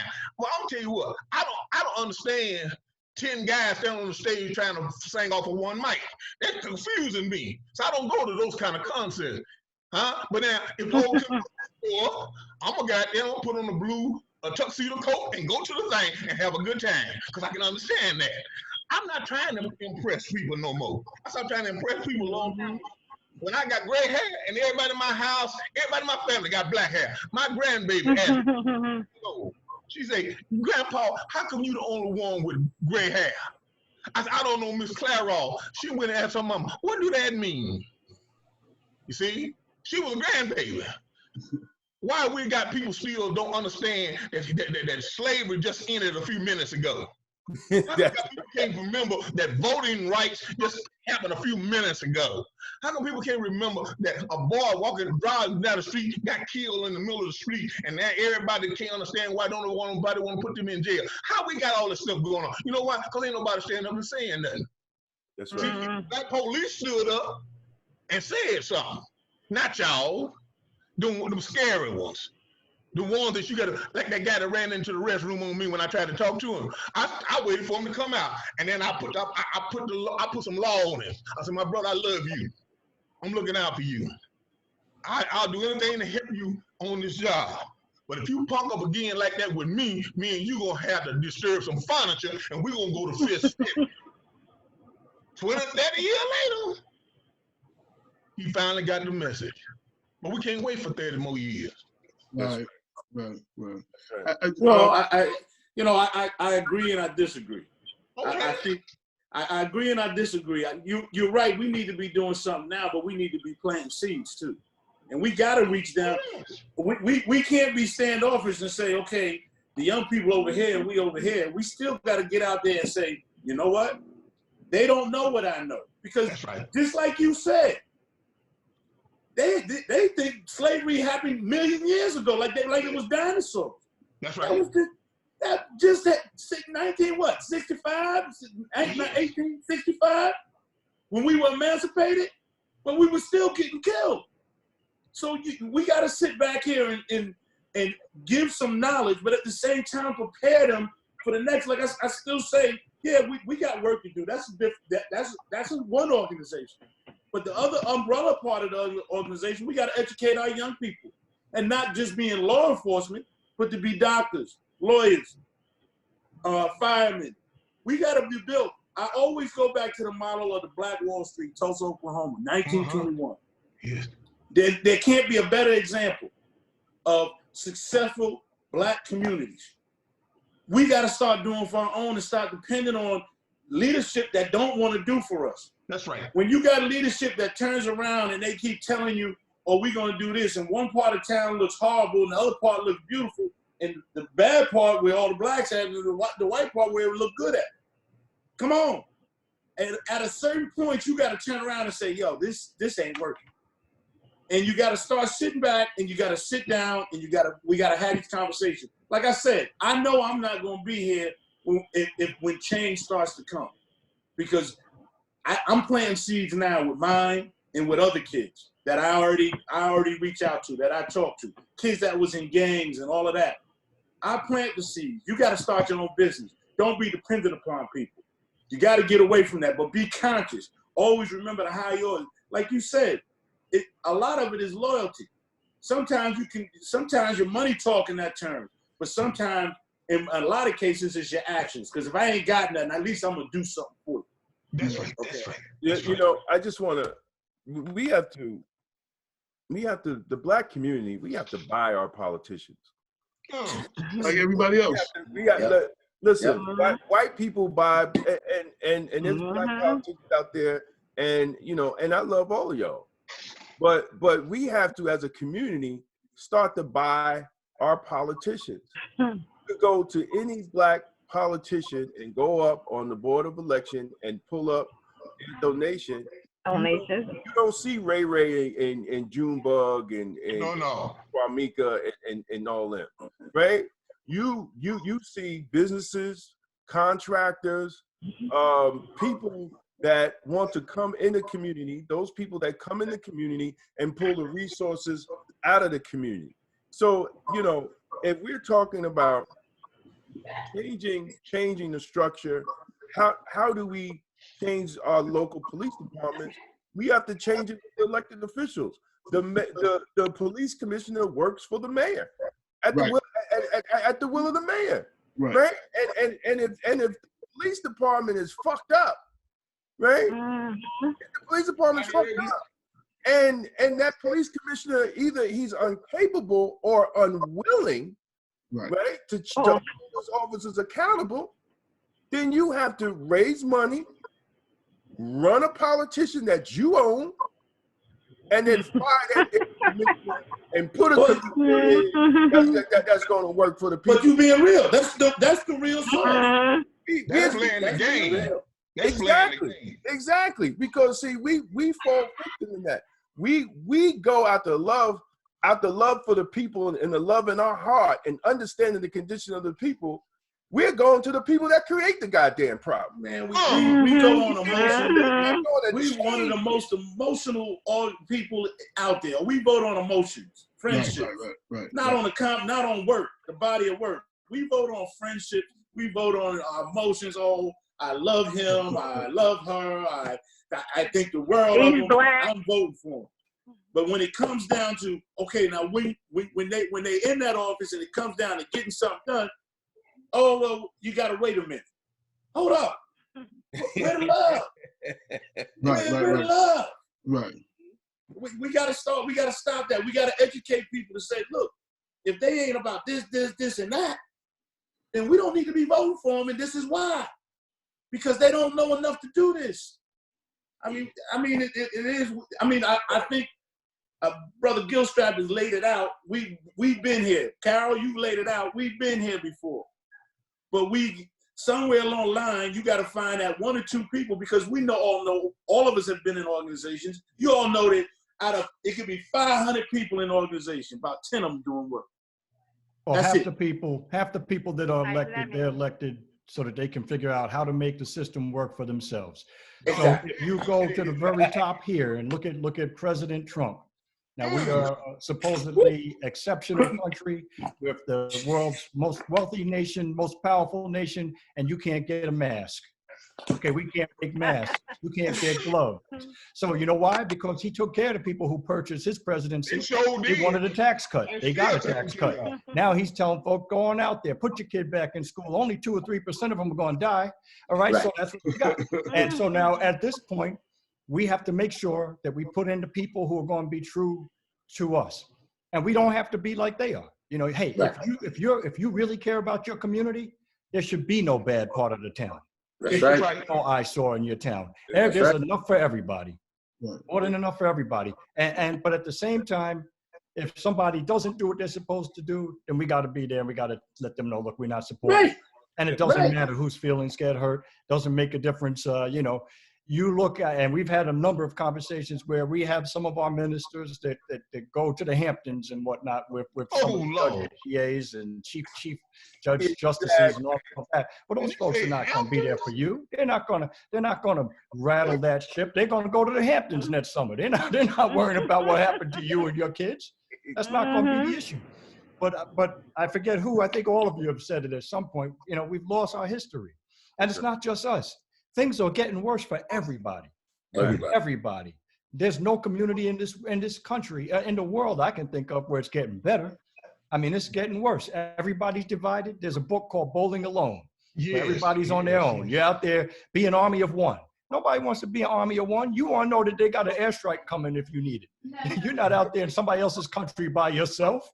Okay, so that's that whole notion that you have to kind of go along with the flow you know, and don't rock the boat. Don't ask any questions. We can't can't have people like that. I mean, I think everybody here has had a great idea. And if we take bits and pieces of it all, we can create a framework. But if the kids think that history is a guy that's calling them the N-word on a rap song, and again, I'm not knocking rap, but when I was growing up, there was no song where somebody's calling you nigga. No, And if you not at all. took any of these songs and you substituted out the word nigga for an anti-Semitic, anti-Latino, anti-Italian, anti-Asian, anti-women, that song is not getting made. I remember on, what was this, one of the shows where the guys made an anti-gay slur, one of the medical shows, Scrubs or something like that. They kicked that guy off. He didn't get a job again for about 4 or 5 years. You didn't see that man. Okay, but if he said the N-word, it'd been fine. And that's because we accept that. But see that, when you talk about the music, and WBLS with your whole family, everybody. But see that the music industry is a different beast because they turned around and allowed that as opposed to more conscious music. Exactly. So we got to be conscious of that. Well, they promote. It's a matter of buying that stuff. Right. It's a matter of promoting and marketing. KRS once said in an interview that I did with him, he had dropped one of his most profound albums, Boogie Down Production, on Jive Records, but it went gold. At the same time, Too Short was talking about bitches and hoes and all that, sold 5 million. So when their next albums came out, they put most of the promotion in the Too Short. Whatever was left, they put in the KRS next album. Right. You understand what I'm saying? I spoke to kids and I asked them what was wrong with music, and they and who's the artist, and they named a whole bunch of artists, right? Then I asked how many people got songs by them people, and everybody raised their hand. Then I started naming some positive artists, and they know who those artists was. And I got in trouble from the organization for telling the kids that they the problem, because you're buying the music. You know what I'm saying? Like, you're supporting the music, you're supporting, and we need to see the things that work. Charleston Heston, the actor, brought into a little bit of stock in the Time Warner. Ice-T group made that record, Cop Killer. And what Charleston Heston did, he sent the lyrics to all of the stockholders. Wow. You know what? Everybody got dropped. Benzino and them had a group called RSO. They got dropped. The dude Paris on the West Coast, he got dropped because he had a picture of him shooting Bush. Ice-T's group got dropped. And anything in the Time Warner umbrella that had anything to do with anything like that, they all got dropped. They ain't had no more contracts no more. That's what we don't do. You know, we complain about what's on the radio. If you want to change what's on the radio, two things that adults can do: listen to the radio all day and find out who the advertisers are. Call those advertisers. You're like, if you're gonna support this, we ain't buying your shit no more. You know what? As soon as you do that, the radio station gonna get closed, and all of a sudden the radio station gonna be like, yo, we can't play this right now. And they gonna start listening to you. That's how we have to hit people. I also want to say one more thing. Damon and I are gonna get calls after this show from black pastors. And I want to say here, what I say all the time when we get the calls, we're not talking about all black pastors. And if you know that we're not talking about you, don't ring our phone. Because there's a saying that if you don't bark at a pack of dogs, the one who yells is the one you hit. So, you know, and it ain't what they call you, it's what you answer to. So if you call our phones because of what's being said about black pastors, then you think we're talking about you, then we probably are talking about you. Probably are those that we're talking about. I just want to be clear, because we get calls after every time we do something like this from black pastors. Well, that's okay. Why is Damon talking about black pastors again? Well, I mean, it's the same thing with the police officers. We're not saying that it's all police officers, so it's the exact same dynamic no matter who we're talking about. Right. The thing is they I want to welcome Kenneth Chamberlain. He's tuned in too. Yeah, but Kenneth, go ahead. But they need to recognize as well that they should be held accountable too. You can't just go in the community and know stuff is going on, and then don't say that. The religious leaders I remember are the ones that were engaged with the social issues in our community. Right. Not engaged with politicians, but they fought the fight. These politicians, these religious leaders today are not engaged. And if you're not one of them, then you don't need to respond to this. Thank you. But they're not engaged with the issues in the community. You can't have black men and women being killed by the police and as a religious leader not speak to that issue. You can't have children being beaten up or a black man being killed by the police and not speak to the issue. Or then what takes it even further, if all of these people on this planet believe in God, whatever religion it is, and y'all all not speaking to it, and I mean the imam, the rabbi, the preacher, the bishop, how are y'all really saying y'all children of God? I'm forgive me, maybe I take it a little too far, but if one black man gets killed in the community, every religion should be upset about what happened to that man. It shouldn't just be the pastor. It should be the rabbi, the imam. It should be everybody, because that could happen to one of your parishioners without a cause. Oh, please. So, listen, you know, Mitch, and it's sad, and I think I said it, I think I said it on the last show. When Kenneth Chamberlain Sr. was called a nigger by White Plains Police Department, and it's on audio. And the district attorney, Janet DiPiero, had the nerve to say that word was used as a tactic to distract right? them so She they could didn't get it. classify it as a hate crime, right? She said it was a tactic. I know a tactic. Hold on, Preston. It's a dangerous thing to be an Hold OD. on, Preston. Just I'll bring the preachers out. Okay. So you didn't hear a peep about you didn't hear the faith-based community come out in droves and call for accountability. You barely got black pastors to stand up and say that it was an abomination. But when a kid put a swastika on a dumpster at a high school, a swastika on a dumpster at a high school, right? It was standing room only, right, at the press conference with black pastors, with white pastors, rabbis, imams, rabbis, politicians, to denounce a swastika on a dumpster. That swastika didn't kill anybody, right? It was on a dumpster that could be painted over or taken off. But none of y'all stood up like you stood up for that dumpster for Kenneth Chamberlain Sr. So I've lost a lot of faith in the faith-based community. Hello. I lost a lot of faith. Just watching that, I lost a lot of faith in black pastors. And that don't mean you lost faith in God. No, absolutely. I'm strong in God, but I lost faith in some of these ones who claim God. That's it. Damon, what's that movie where the brother was on the block? He said, yo, what happened to all the brothers in the struggle? He said they got government jobs. What happened to the black pastors who speak it up? They got government jobs.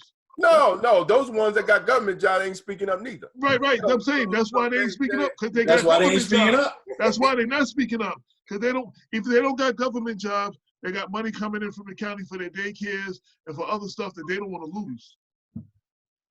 You know what I'm saying? Like they get these grants and stuff and everything. Grants. They don't want to lose that.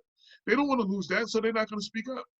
And that's a shame. You know what I'm saying? So, but they look to us to speak up for everything and fight their battles for them. And then they, you know, like they'll be mad at us today, but something happens tomorrow, and one of our phones is going to ring. Just about everybody on here gets a call when something happens in your area from the people that won't stand with you for nothing else.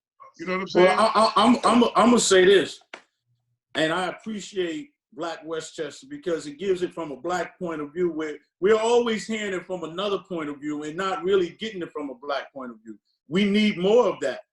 We need to open the doors, and we need to start supporting businesses such as yours that are expressing a view like this is from a black point of view.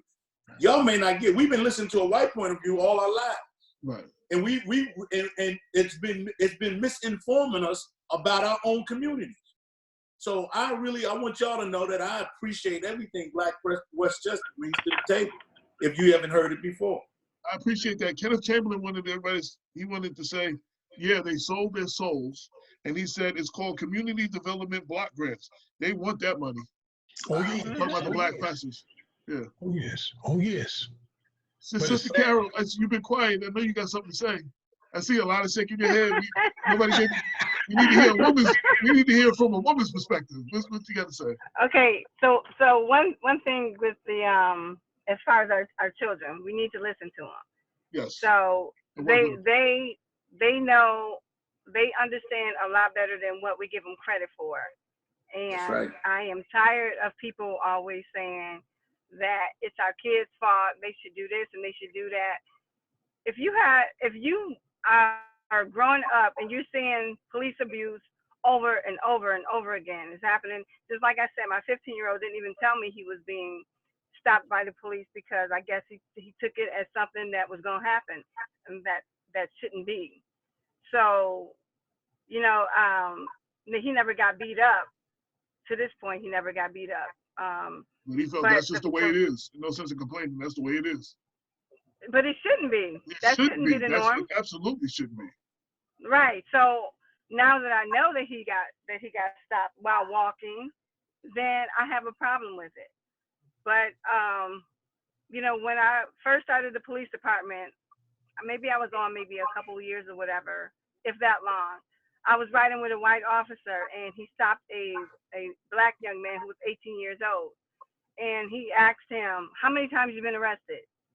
And the boy said, "I ain't never been arrested." And then he was like, "You're 18 and you never been arrested?" Right. So that clicked something in my brain, like, wow, like they are really trying to give our kids criminal records. And when I Yep. spoke to another officer about it, they said because they don't want our kids to be competing with their children. So a lot of times during these car stops, when it turns into an arrest, first of all, you know, Mayo says, okay, they are allowed to pull you over if they smell weed. Well, if you're behind me, you're not smelling weed. But now you come to the car, now you want to use it as a excuse. But when it, not even pulled over, the guy was walking. The 18-year-old, he took his pager. This is back when they had pagers. And he was like, "Why are you taking my pager? You need to give me a receipt or something." And so the dude, the cop was like, he wrote on a little piece of paper like this big, "I got your beeper." So, you know, it's like, it was one of them situations where it was funny, but you shouldn't laugh.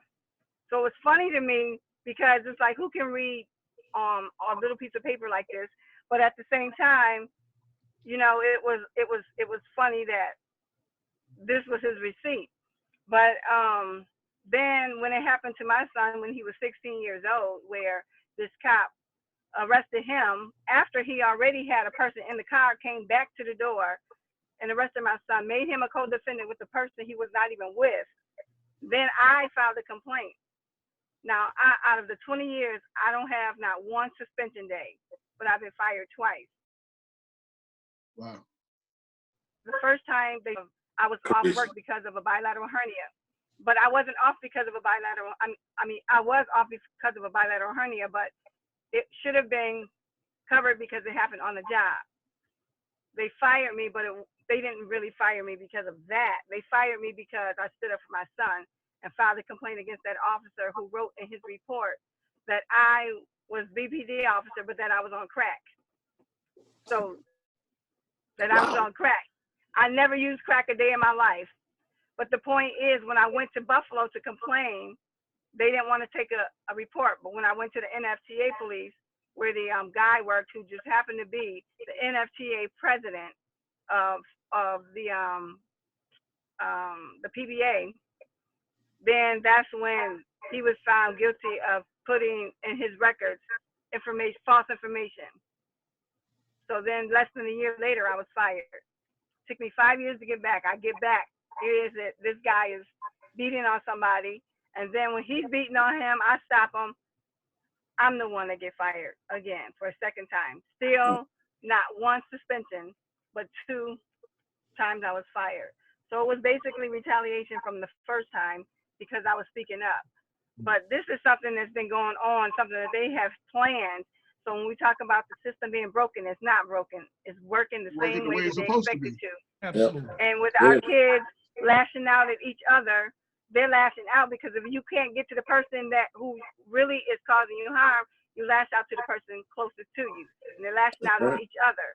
So instead of us criminalizing our kids, we need to take the worst ones or so-called worst ones. There is no worst of our kids because they've been through different experiences. they internalize it differently. So it's up to us to go and try to do some healing for our kids. We can't just say, oh, you should have did this, or when the cops come, do this. Because these cops are just riding around and they see one of our kids walking and they just decide, hey, get up against the car. We can't change that attitude. First training is home training, and we don't know what they've been taught. So now when you get to the academy, you're taught to look at people as a threat. You're not taught to be officer friendly. So now you go out and everybody is a threat. You're always patting everybody down. And you're saying, radio, I got a suspicious person. Because that's how they feel. They are the threats. We can't help how they feel. We can't help what their fears are. If you're that scared, then you shouldn't be a police officer. So now we really need to work on uplifting our kids and stop demonizing them. Yes, they listen to that garbage music, but that's what they let be played. The garbage music. Don't you let them hear you say that. My kids make the garbage music. They make the garbage music, and I said after I told my son, I said, okay, so after you had sex with every female, after you shot up everybody, and after I'm naming all the stuff, after you got all the money, so now what you gonna rap about? And then he was like, I'm just gonna rap about it all over again. I'm like, okay, that's not funny. Like, but that's where their mind is at. I didn't want to interrupt her, but I was laughing while she was talking, and I wasn't laughing at what she said. Y'all didn't see she wrote a comment when Damon was giving us, it said dumpsters lives matter, and I saw that and I just busted out laughing. I wasn't laughing at what she was saying there. So I just want that to be clear to anybody who's watching. Go ahead, Damon, and then I got a comment. I want to ask a question of the group. Carrie, y'all brought up something very important, and we asked it in a certain way last group.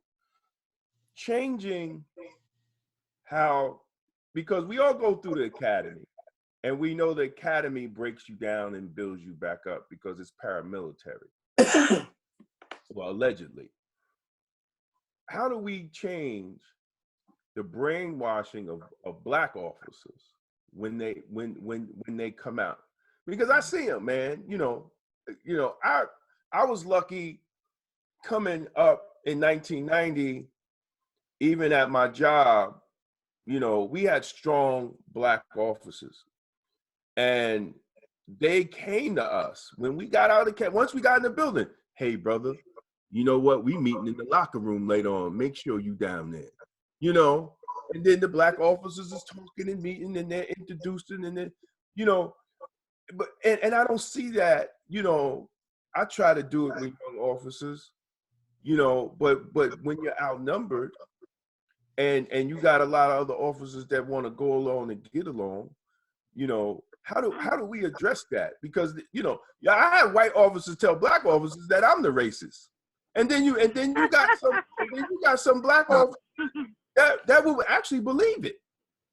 That will actually believe it. So how do we, because part of us trying to bring, when we talk about young people, I always think young Black officers, because they're getting a job, they're coming on, but yet they are being still brainwashed, and there's kind of like nobody left to really, get them on that right track. I'm gonna say this, and it goes before they even get to that point. As Black law enforcement organizations, I think it's necessary that we engage with high school and junior high school age students in educating them about the law enforcement process, about the opportunities in law enforcement. Like I'll never forget when I did my law enforcement class, one of the things I brought to their attention, which we all know, money opens eyes. So when I told them, well, my yearly salary, which was low in Westchester County at the time, is $85,000, they said, for what? Being a cop? It sparked an interest. And then when I laid out what I do and the rules and the laws, I can do that. I can tell you that a majority, we have to start we got to stop waiting until they get to the academy. You got to start educating young people before the academy and telling them about law enforcement. We need to engage, like just like the fraternities and sororities, when they engage with go to the schools and read books and all. We as Black organizations and law enforcement have to engage them in the same method, even though we're not that big. But you can only start changing perception of law enforcement and Black law enforcement by educating them early on, because the only education they're getting in law enforcement is right there at the academy, and that's their view, not our view. Right. So if we don't get them ahead of the game, and then when they get there and make them aware of what they will be taught, then we're failing in our mission. Anybody else? Go ahead, bro. Yeah, I made a mistake. I stayed too long. I made a mistake. They finally gave me a job that I've been wanting all my career, and they did it by accident. I became the sergeant over background investigation for all of the police candidates. That's another way. Lord have mercy. Did I do all I needed to do? I did a lot. I hired over half of the police department that's there now. And I was so glad because I turned away a whole bunch of folks. Not because I was prejudiced, because I did it by the rules. I was so tight on the rules, I created a background investigator course of instruction and taught other police departments all over the state of Texas how to ferret out the dysfunctional. And the dysfunctional, it has no race attached to it. Mm-hmm. If you're 23 years old and you ain't had but one job and it was 2 weeks before you came and applied for our job, you don't have work experience. That's right. If you don't know how, if I say, well, how many people, diverse people do you know that are your personal friends? I said, what they got to do with the job? Well, it has a whole lot to do with it because it deals with your mindset, your approach. Whether or not you are affable, whether or not you can draw people to you and talk them out of their silliness. Well, I did all of that, and I was proud of that job. And then one day I woke up because I had a black chief, and they wanted to hire one of his friend's sons. They didn't call me because I went out early. They didn't call me and ask me what my opinion was. My opinion was already written down. So when they got ready to overrule my ruling, they didn't pull up my memo. And they hired this brother. And he wound up getting fired and doing some other crazy stuff that was predictable. Well, I'm serious, predictable. A guy asked me one time, said, Gil Strap, do you want to be a member of the fraternity? I said, what fraternity are you talking about? He said, the police fraternity. I said, oh no, if they took you in, I sure hell don't want to be a member. So he asked me, do you think I'm a racist? I said, of course. I've seen you in action. And I complained on you several times. Well, he got excited, but he got a job at another police agency right near our city, and he became the chief. And he was a racist. Wow. I asked one executive officer, do you believe in God? Do you believe in treating people right and all that? He said, I don't know if I believe in God. I said, well, I'm not riding this elevator with you. I got off. Because I will never know if the elevator is going to crash to the floor or not. Well, see, what happens is that we don't have the spirit of discernment. We take people at face value. I think, was it Maya Angelou or somebody said, when somebody tell you who they are the first time, believe them. That's right. So when somebody tells me that they touch women on their genitalia because they famous, I believe that they are misogynist assault or sexual assault. I believe that. If somebody say, my favorite scripture is 2 Corinthians, I know they ain't been to church. So I understand, but we don't have discernment no more. My grandma say, you got to be able to know things. And see, and my grandma had one tooth in the front of her mouth. And I got to get this question for you. They said, Grandma, she was almost 100. They said, Grandma, how come you don't get that tooth pulled and get you some dentures so you can have a pretty smile? She said, baby, it's so hard to get rid of something been this faithful this long. And so when I in my course of thing, I go to barbershops and all that kind of stuff and hang around with hear old men talk about it when I was a young man. And an old man, they were talking about the presidential race and stuff, and the brothers were very prolific in their discussion, and they tried to play a game with an old man with shining shoes. Now listen to the story so you'll understand what I'm talking about discerning. They asked the old man, what do you think about this election? The old man said, if it is, it is. And if it ain't, it ain't.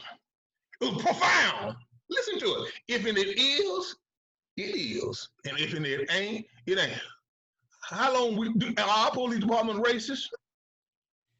If it is, it is. If it ain't, it ain't. Do we have to deal with the scourges of people mistreating not only the citizens, but their fellow co-workers who have a different hue? If it is, it is. If it ain't, it ain't. I understand that now. See, it didn't take me long to get that concept.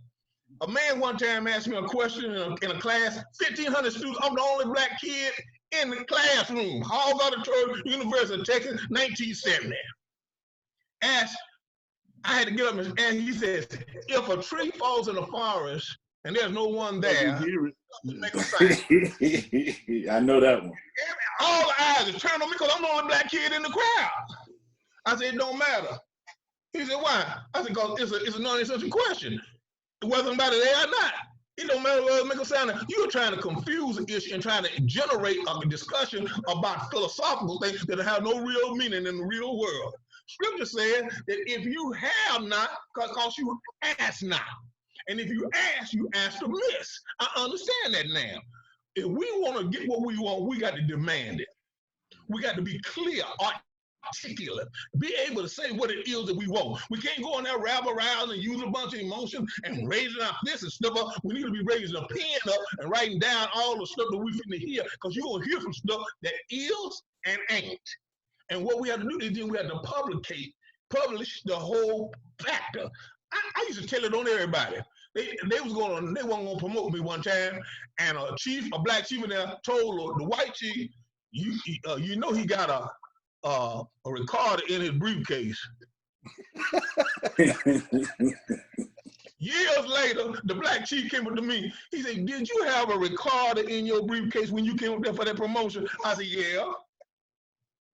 And he was walking off. He said, I know you had one. I said, but I didn't have it on. If it is, it is. It is. We just need to just draw the lines and get to the point. Stop playing with folk. Don't give them the option of being stupid and ignorant. My grandbaby came home one day. She said, G, Papa, do you know why grass is green? I said, yes, baby, I went to college. There's some stuff in the grass called chlorophyll, and when the light hit it, it looked green.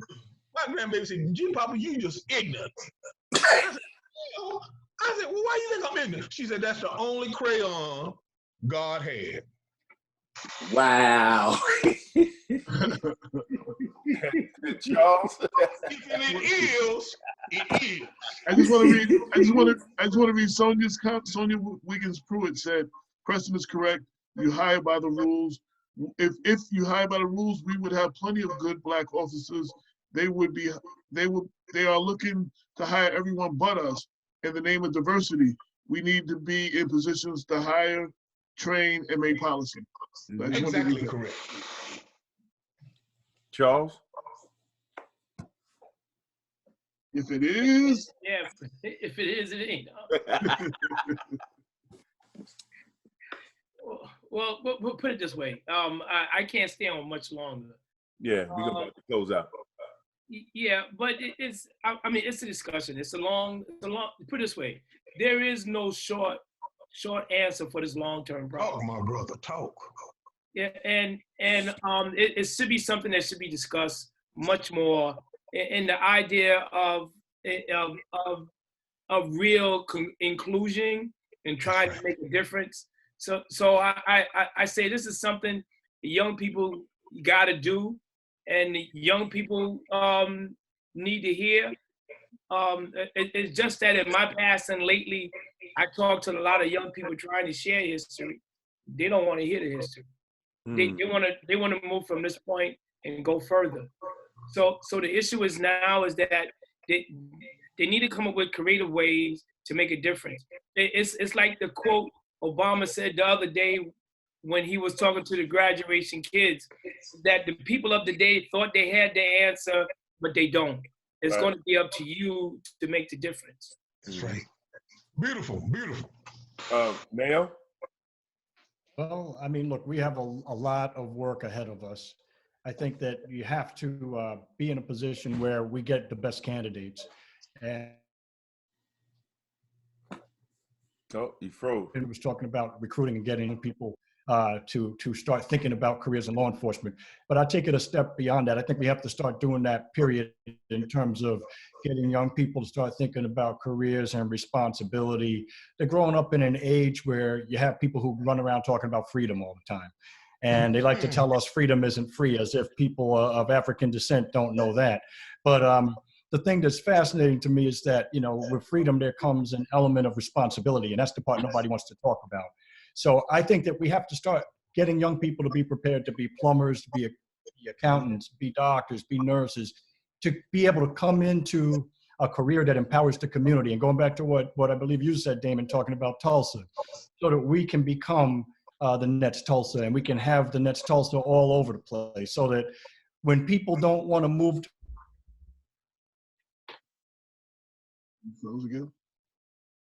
Froze again. Yeah, he froze.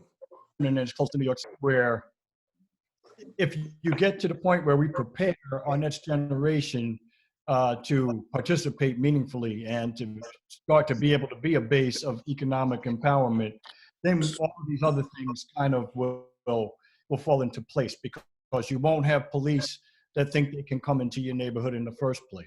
Right. Most people don't have any relationship with their law enforcement officers. You go to any suburban or reasonably affluent community, they never see police. Only time they see police is if something happens and they need the police or firefighters to come, and then they're happy to see them. They're not driving up and down the streets in Scarsdale. They're not.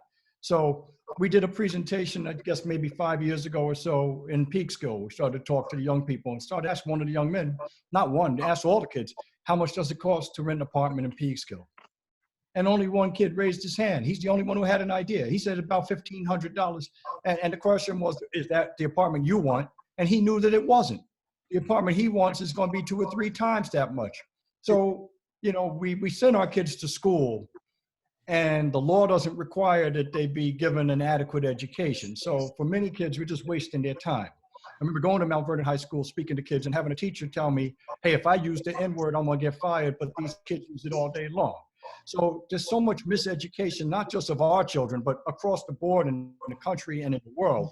And if we can provide a real education, sense of self, restore community, it'll take care of itself. And then the next candidate, it won't really matter, because they're not going to be indoctrinated. They already got to that academy knowing who they are. So they won't require somebody else to tell them who they are, that they should be afraid of the people they grew up with. And they can actually end up being the trainers. Because as all of you know, once you leave, at least certainly in Westchester County, once you leave the academy, you may not get any meaningful police training again anyway. That's so, true. You know, I get police officers all the time and say, well, when was the last DWI arrest you made? Oh, I made one 2 months ago. When was the last time you received DWI training in the academy? When were you last in the academy? 15 years ago. So how are you getting your last training 15 years ago? That's You know, right. 15 years ago, somebody was talking about, you know, a pager being taken. Nobody has pagers anymore. So the last time you were in academy, people had pagers. Something's wrong. So I think we have to do, and absolutely we got to hold elected officials accountable, make sure that they give us, and that if we bring a candidate to them, that person at least has a real opportunity to get on the job. And once they get on the job, we got to stand by them. Well, we as we come to the close of the show, I want to give everybody the opportunity to say last words, but and you know, we sometimes talk about all the things that's wrong, to give us something positive to go out on, or an action item of what we need to do next. If you can go, Preston, want to start? Yeah, I was just thinking, historically, we are the wealthiest most educated generation of black people in America, by far. There's nobody coming close to that. Yet we did not use our accumulated wealth, intelligence, hopes, and dreams to carve out a place for our future. It's never too late unless you're too tired or you on your deathbed. We need to encourage people to become more involved, to understand more, to read more. And the thing that I remember, one of my favorite, I used to mess up people in my office. I would always leave my office unlocked and leave little poster stickers on certain files and stuff in my drawers and stuff, because I knew somebody was coming in there reading my stuff. And so I would put the sticker a certain way next to the desk. So if somebody walked in and even bumped it, it would be out of line. So I asked my people when I came back, who was in my office? Everybody says, I don't know, like a bunch of kids. I don't know. I said, well, I'm going to call the fingerprint people down here and see if we can take some prints. And whoever lied and I find out about it, you can find somewhere else, like go work somewhere else and call out the blue light special at the Kmart. 3 people admitted guilt. I said, y'all all right with me. If it is, It is. it ain't. Charles, you said you any last words or anything positive to leave us off on? Well, I mean, I love Preston to death. Absolutely. Yeah, but listen, I just hope and pray that in the future, the younger people will step forward and really really take charge and make a real difference in affecting our community. I just hope and pray that so-called politicians who do want to run our cities and run things to hopefully bring about real change. And the young people gotta really hold these individuals. They gotta hold them to the fire, and they have to keep the pressure on in order to affect real change. That's basically, I mean, all we can say. We can just hope and pray for the best. Mayo? I think that, again, we have all the power, and we consent to be policed. We consent to be governed. There are not enough people in government and police to do the job if we didn't consent. So I think that we have to make sure that we do the best we can to nurture our young people so that they're prepared to step into positions of leadership, and that when they do so with consciousness. And also, I think a big challenge is that when they get there, that they do not become the problem. Because it's very easy to say, hey, I have a 100% black police department, and you can end up with just as many problems or worse than what you had before. So, you want to get in there, do the right thing, bring the entire community along with you, lead by example. Mitch? First and foremost, I'd like to thank everybody that's on the panel. I appreciate the conversation. It's been enlightening.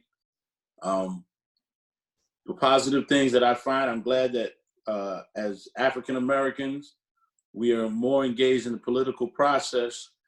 Now we just got to get some politicians that are going to follow through with our political agenda. Other than that, I want to say to our young people, if you're listening, if you're on here, please take the initiative, get engaged in law enforcement, become lawyers, become judges, become leaders in your community to make the difference. I implore you. And for the elders, we're going to have to reach down to give them the education that they are not getting in school. They're getting them this education about a lot of things about their own culture. We were kings and queens, and we can never forget that.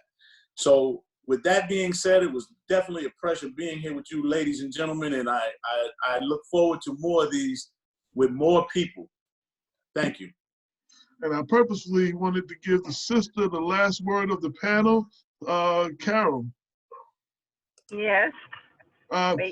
Last words, anything positive to go out on, an action item, anything? Yeah. I want each of us to, even if you just go out and get one of our teenagers, each of us at least go get one. Don't give up on them. Like one that you see going to the left. Don't give up on them, because our kids are smarter than what we give them credit for. A lot of them don't even expect to live past the age of 21. So that's why they sit around and they just smoke weed and they just like don't care. They just live life for the moment because they don't know what's gonna happen because we are not stepping up. And that's sad. So when we try to say, oh, our kids should be doing this, our kids should be doing that, how are we gonna tell them what to do when we're not doing what we're supposed to do? You know, all of this stuff is supposed to be put in place before they even come out the womb. But now they're coming out into the struggles and now being stopped and harassed. And then we always look at, well, what did they do? What did they do wrong? Well, they shouldn't have talked to the police like that. The other day, one of the guys in the community, his son got pulled over by the police.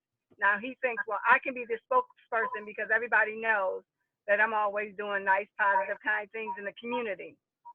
Yeah, you do that, and they still talk to you and your kid any type of way. So when our kids get out there and they say, well, what did I get pulled over for? Just like my daughter. What did I get pulled over for? And then she get yanked out the car, arms twisted up, you know, and told that she should get, the officer told her he wanted to punch her in her face and that she act like her mom. So you think I'm supposed to just sit back and just say, okay, well, you know what? You never should have asked the question. You should have not been driving without a license. No, she shouldn't have. But the point is, she got 10 tickets from this one cop who killed somebody. So he's on the job now to give my daughter tickets to mess up her license. So now because we couldn't pay it, she's driving them around without a license. She didn't unlearn how to drive. The point is, we couldn't afford it. She still had to get back and forth to work. But either way it goes, I want us to take stock into our children. Stop letting them write the narrative for us about our kids and how bad they are. And they know they're not. We're bad as parents in the community if we do nothing and go for this scenario. Absolutely. We already know that intertwine and this and that and not doing what they're supposed to do. So hold them accountable. Hold the people, the mayor, the police commissioner, the pastors, hold them accountable. Hold ourselves accountable and stop blaming our kids. Brother Damon. Man, I want to thank everybody, bro. You know, it's good to see everybody. I haven't seen Mayo in a while. Man, Preston, man. You know, hey, brother, I got a call. Someone said, how the hell you get Preston? I said, man, I talked to Preston, damn, you know. But man, I thank you, Mitch, man. Listen, you know, my brother. You know, carry on, you know, what, you know, like I said, whatever we can do to support you up there in Buffalo. I mean, you know, we gonna try, you know, and like I said, I wish that I would have met you when you was first going through all that.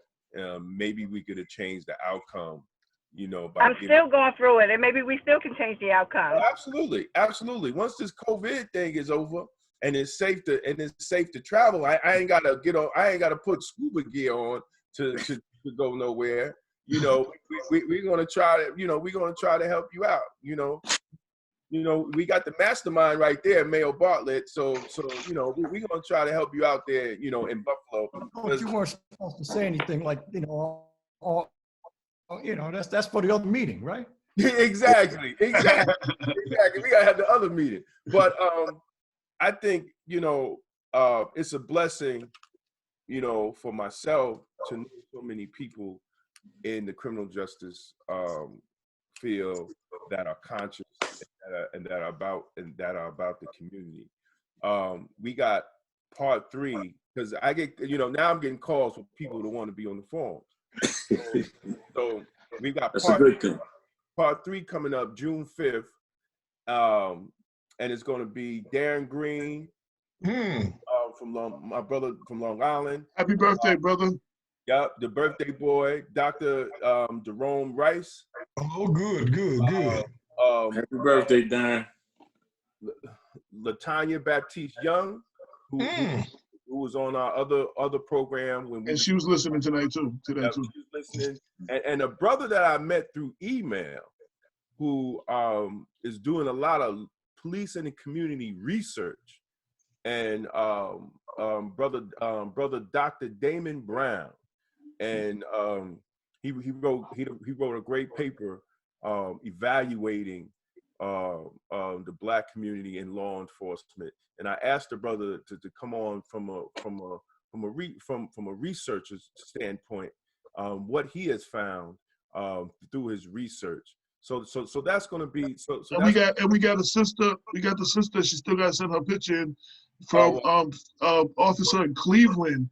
She was so moved by the first show we did. She made us a 16-minute, 20-minute video about how much she got out of it. She wrote 10 pages of notes. She said she definitely wants to be on one of the next ones.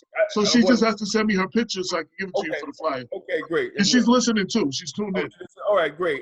And the sister from Cleveland, and I watched your video, and it was a great. That's why I asked for you to come on, because a lot of information that she brought up in the video was very good. Was very good. And she's a recruiter too. So a lot of things. I think you said, Preston, about recruiting. I think she's going to get a lot out of it. But we have to, man. Listen, I started this, man, and now I'm the old cat, right? And it's getting. And I look back, and I look at young brothers and sisters in law enforcement, and I'm really worried. Charles always threatened to retire from the game totally. He always threatened. I'm like, nah, dude, you can't do it right there. But we gotta. I mean, we gotta figure out a way, man. We have to figure out a way.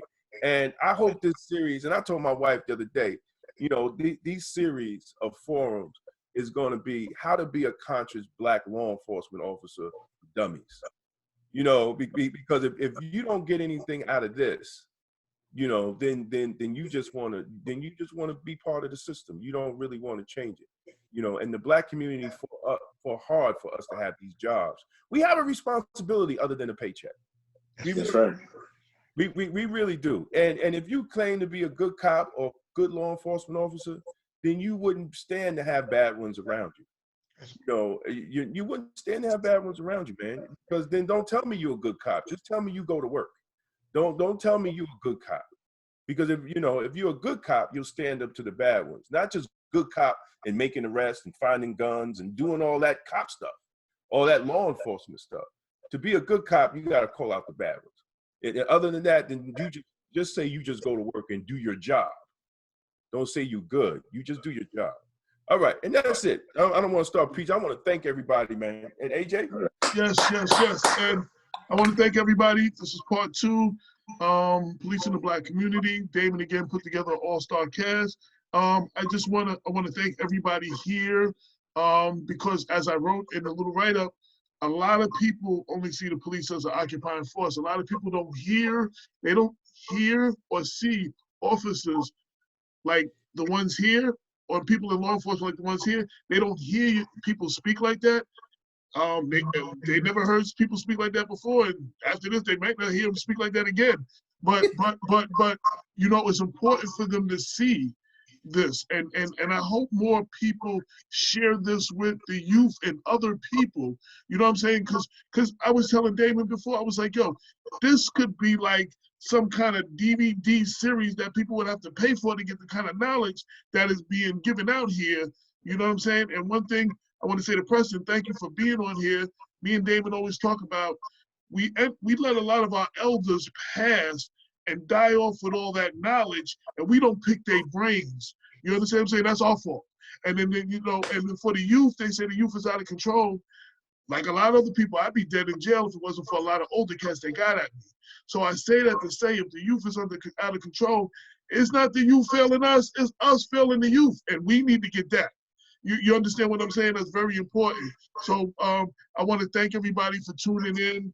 Thank everybody for their comments. This will be up on blackwestchester.com in a couple of hours, so everybody can watch it. And look out for part 3. We're going to continue to do this. I'm glad Damon brought this up. We also have our Modern Day Heroes Mondays. We have 4 people from Yonkers. We Unsung Heroes, we bigged up. We're going to do New Rochelle next. And Damon has his Health and Wellness Saturdays. Everybody check that out.